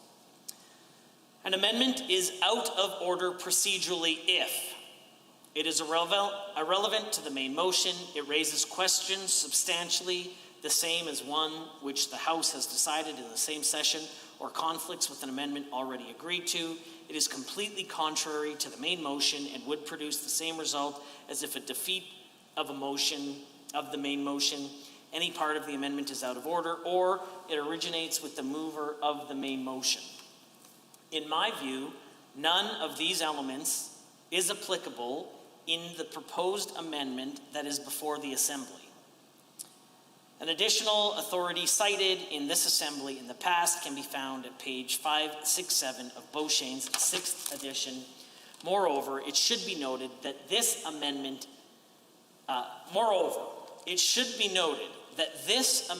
is the first amendment to motions other than government motions that has been subject to the new Standing Order 41.5.2, which provides the following. An amendment to motion other than government motions moved after the motion has been moved must, A, be approved by Parliamentary Council no later than Thursday preceding the day the motion is moved. As noted on the amendment, this has in fact taken place, as it was approved on last Thursday. B, be provided to the mover by no later than 11 a.m. on the motion on the day that the motion is moved. The implication of this standing order, which was recently adopted by this Assembly, is that the mover of the amendment has had Parliamentary Council review the amendment to ensure that it is in the proper form, and that has provided a copy to the mover of motion 519. I'd like to confirm with the honourable member that at some point she did receive a copy of the proposed amendment. Accordingly, I find that the amendment proposed by the honourable member for Calgary-Glenmore and to be moved by the honourable member for Lethbridge East to be in order. However, before proceeding, I wish to reiterate remarks which I made earlier in the 30th legislature about the significance of private members' business. As I indicated in my ruling on October 28, 2019, it is my role as Speaker to defend private members' business. It is my belief, as it is with previous speakers, that all members of this Assembly ought to show a great deal of deference to private members' business. The opportunity to move a private member's motion is a rare privilege for private members, arising only once or perhaps twice per legislature, and in some instances, only once or twice in a member's career. Therefore, it is important that private members' motions proceed as much as possible without amendment, so that the Assembly may debate the substance of the motion rather than an amendment. Honourable members, I am sure that if you were a private member who had your motion to be debated here today, you would likely not be very keen to see an amendment to your motion and would prefer that the motion itself be debated in the limited time allocated for the motion on this item of business. What my expectation is now, in the time that we have remaining, is that we will spend significant periods of time debating the motion that is, in fact, in order by the honourable member for Lethbridge East, much to the disappointment of the chair, because it's my expectation that the honourable member for Edmonton Manning would have preferred, as a private member who may have never moved a motion in this Assembly prior to this afternoon, will not have the same opportunity to debate the motion as she had intended. With that said, the standing orders do not prevent the inadmissibility of this amendment. With that said, The intent of the motion is likely significantly unaltered, and the application of the Speaker's ruling to provide opportunity for the individual to state whether it is or isn't in order has been applied infrequently, or at least in only approximately 1/3 of the occasions, and particularly where there is significant change in those motions. As such, I have ruled that this amendment is procedurally in order, but I hasten to add that in keeping with the long-standing tradition to maintain the sanctity of private members' business, I urge members to sincerely consider the parliamentary practices that emerged here in Alberta before proposing amendments to private members' motions. The Honourable Member for Lethbridge East. Thank you, Mr. Speaker. It is my privilege to rise this afternoon and speak to motion 519, put forward by the member from Edmonton Manning, and thank her through you for putting this motion forward. And I do hold that member in high regard for the work that she has done and the passion with which she holds this particular issue. Water is our most essential resource in this province. We are very fortunate to have access to some of the cleanest, most widely available fresh water in all of Canada, if not the world. However, we also have a responsibility to protect our water and ensure it is used safely, appropriately, and sustainably. The member for Edmonton Manning has done a great job highlighting the importance of water allocation as tools to ensure that Albertans have sustainable access to water. I fully appreciate the member's work on this motion and share her concern to keep our water clean and accessible. However, we must ensure that any conversation in the legislature about something as important as our water reflects the reality. On that note, Mr. Speaker, I would like to table this amendment brought forward on behalf of the member from Glenmore, and the amendment reads for the record in the House. Motion other than government, motion 519 be amended as follows. A, by striking out, take any necessary steps and substituting continue its ongoing work. B, by striking out pending extensive consultations and substituting and recognize that no decision on changes to water allocations will be considered without extensive consultations. C, by adding industry immediately after the agricultural sector. And D, by striking out the general public and substituting Albertans. Mr. Speaker, from day one of representing Lethbridge East, I have pushed to ensure Southern Alberta is recognized as an agricultural hub for our province. With that goal, I have and will always stand for strong environmental stewardship and protection for our most essential resources, such as water. Alberta has a long history of responsibly managing our water resources, ensuring healthy, secure, and sustainable water for our communities while prioritizing the environment. The amendments that I bring today affirm the ongoing good work to support water quality and availability in Alberta. It is important to note that no changes have been made to the Old Man Water Allocation Order. The order remains in place and existing sector-based water use limits are unchanged. No changes to the order would be considered without extensive consultations with stakeholders and Albertans if changes are made at all. We are recognizing that this established practice of consulting stakeholders by specifically acknowledging them here in this amendment and then using the feedback we receive to ensure we strike the right balance between supporting economic opportunities and protecting our invaluable water resources and aquatic species. On November of 2020, Alberta Environment and Parks held early conversations with municipalities to get input on proposals to set aside 20% of the original unallocated order volume to be used for aquatic environment needs. This would further protect our waterways right now. These conversations also covered proposals to replace specific water volume limits for irrigation, industrial, and other purposes with one overall limit for listed users. This proposal helps drive all our rate users towards increased conservation, innovation, and efficiency.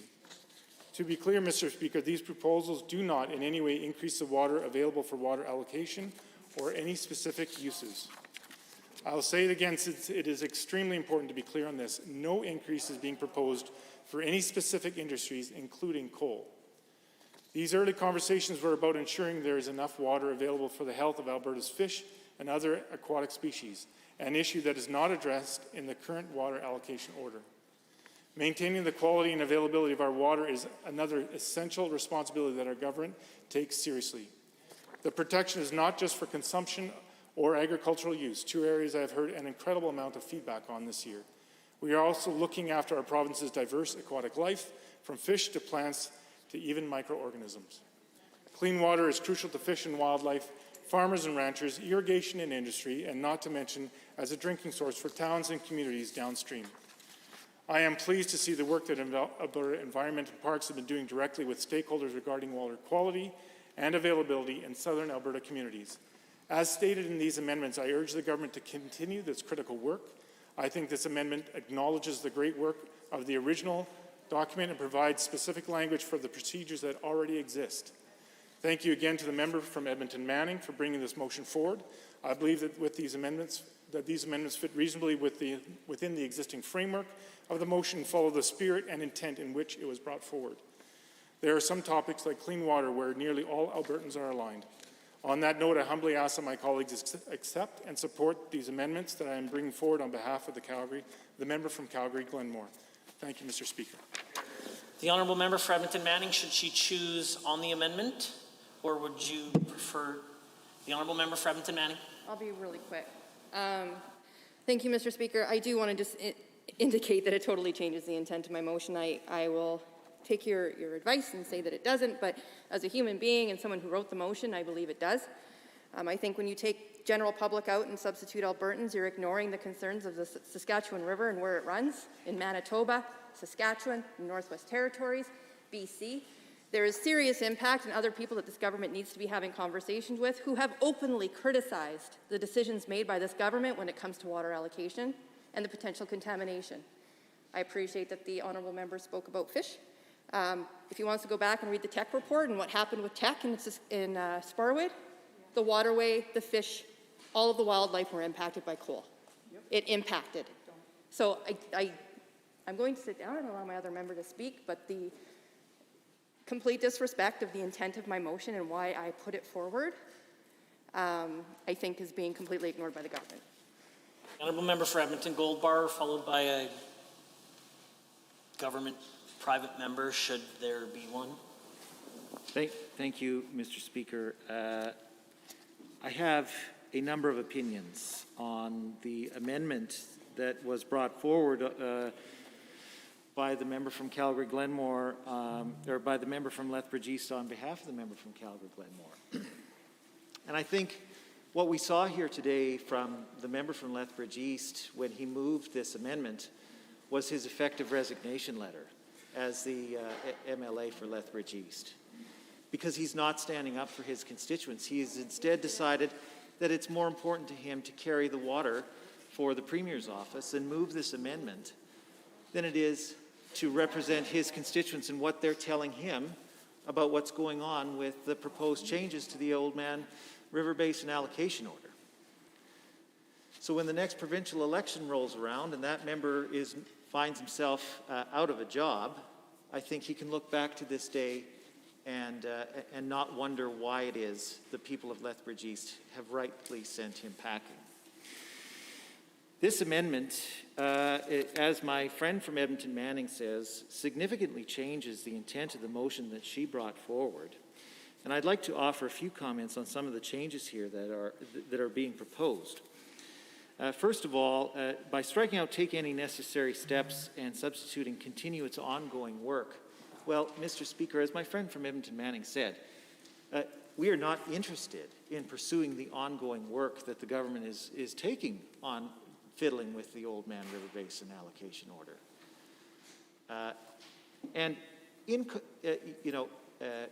To dispute what the member from Lethbridge East said, he's parroting the Minister of Environment's lines that all they wanted to do was change the in-stream allocations for the health of the aquatic environment.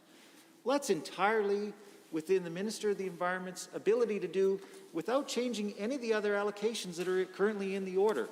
You can still maintain an amount of water that's allocated for irrigation. You can still maintain allocations for municipal use. You can still limit the existing industrial use allocation that is in that order, and you can still provide for in-stream flow needs. But what the government is doing is fiddling with the order to make it look like they're not changing anything while allowing themselves to give coal companies a whole bunch of free water. I take particular issue with the member's motion to include industry immediately after the agricultural sector as an amendment. If there's one area of Alberta that does not need to have any more input into what the Minister of Environment is doing on the Oldman River, it is industry. We know that from the very day that this government was elected, they have rolled out the red carpet to the Australian coal company billionaires. We have countless meetings. We know that Economic Development and Tourism and Trade was meeting with coal companies from the very day that she was appointed to that ministry. And we don't know how many meetings the other members of Cabinet have had with coal companies. We know the Minister of the Environment wrote a letter in 2019 saying that he would do anything he could to make sure that the coal companies could have their way. Nobody else has had that kind of access or input into the decisions that the government has made. So for the member from Lethbridge East to stand up here and say, oh, we better not forget about industry, they need to have their voices heard too. It's absolutely outrageous. And that's why I say he's not representing his constituents, because they know that industry has their thumb on the scale of the decision-making process here. And that's one of the reasons that they're so outraged. And I expect that a lot of that outrage will be directed at that member for proposing this motion and ignoring their voices when it says that, you know what? Industry has had enough say. It's time for the people of Alberta to have their say.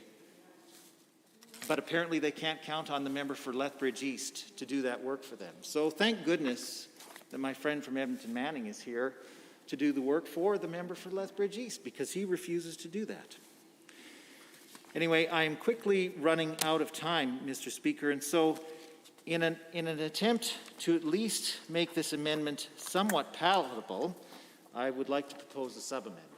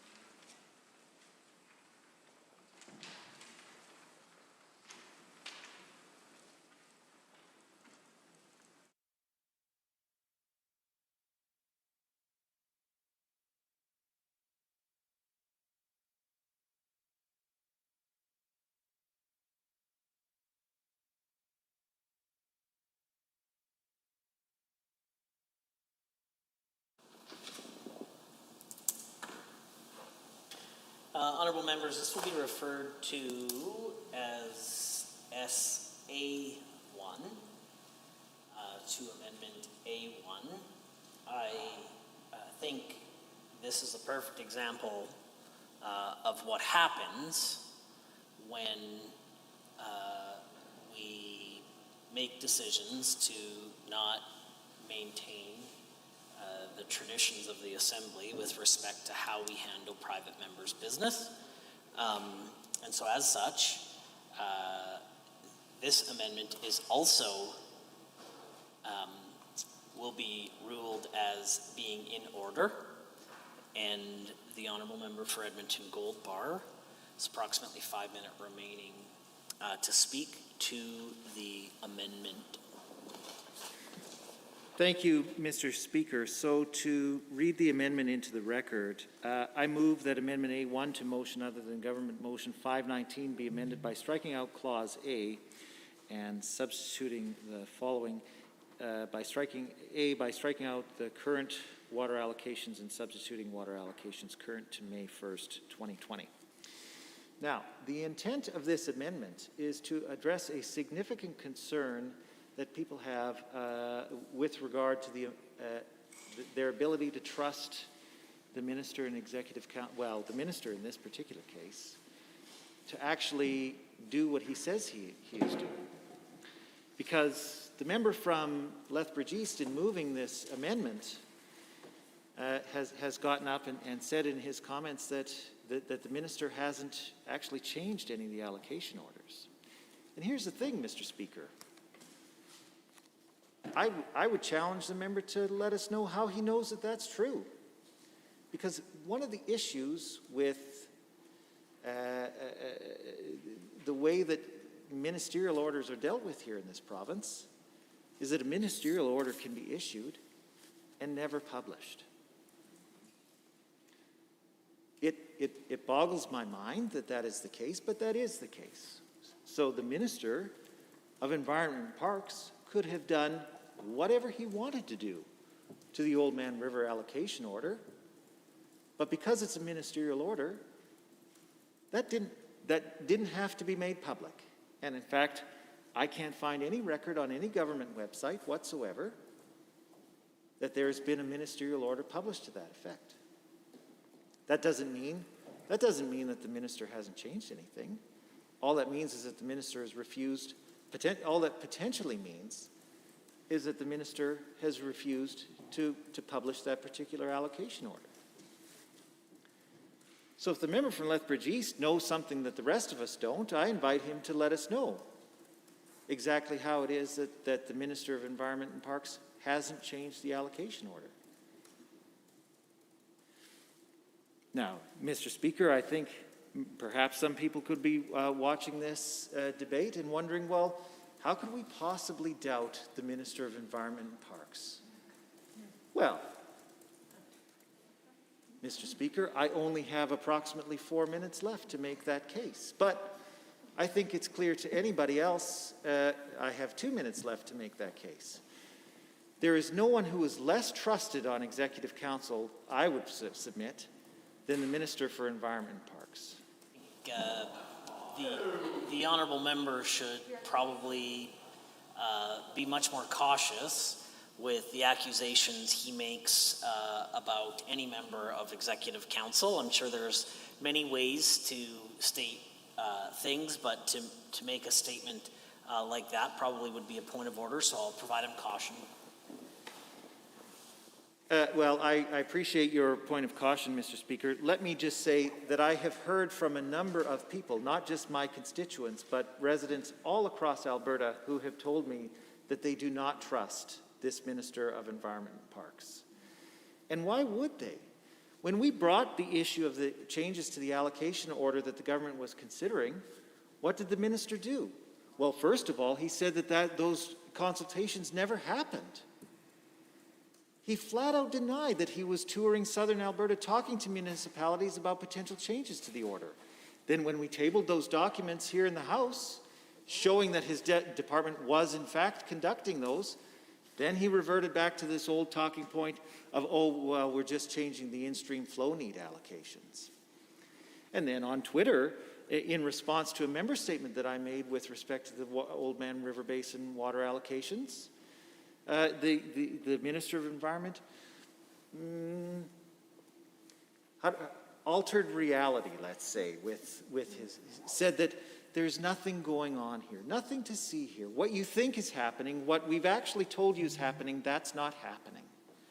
Don't worry,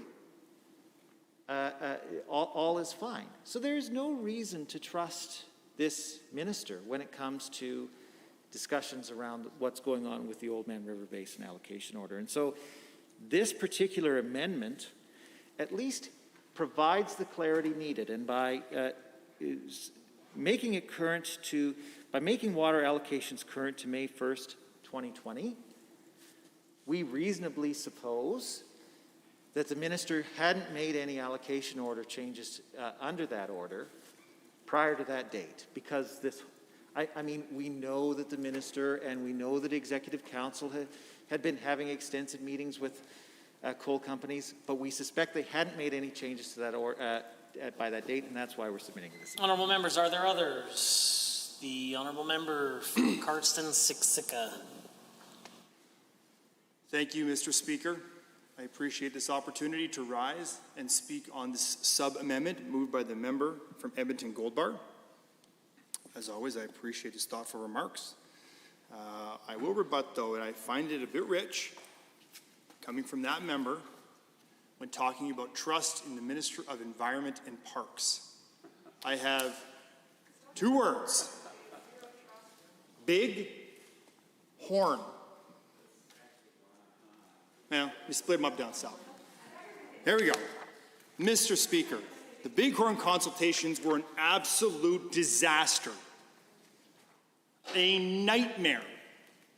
And for that member to stand up in here and talk about trust in the Minister of Environment and Parks, when the previous Minister of Environment and Parks is able to hear these comments,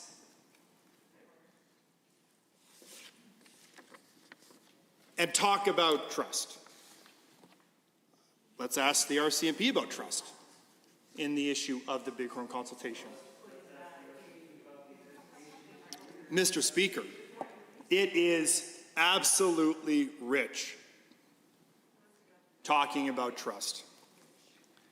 So I don't think there is any way possible for the member from Edmonton Gold Bar stand up here in this chamber and first talk about how the Minister of Environment and Parks on this side of the House, the honourable member from Rimbey Rocky Mount House Sundry's favorite son, Mr. Speaker, and talk about trust. So I do... Members, I hesitate to interrupt, but pursuant to Standing Order 4.1c, the House stands adjourned until this evening at 7:30 p.m.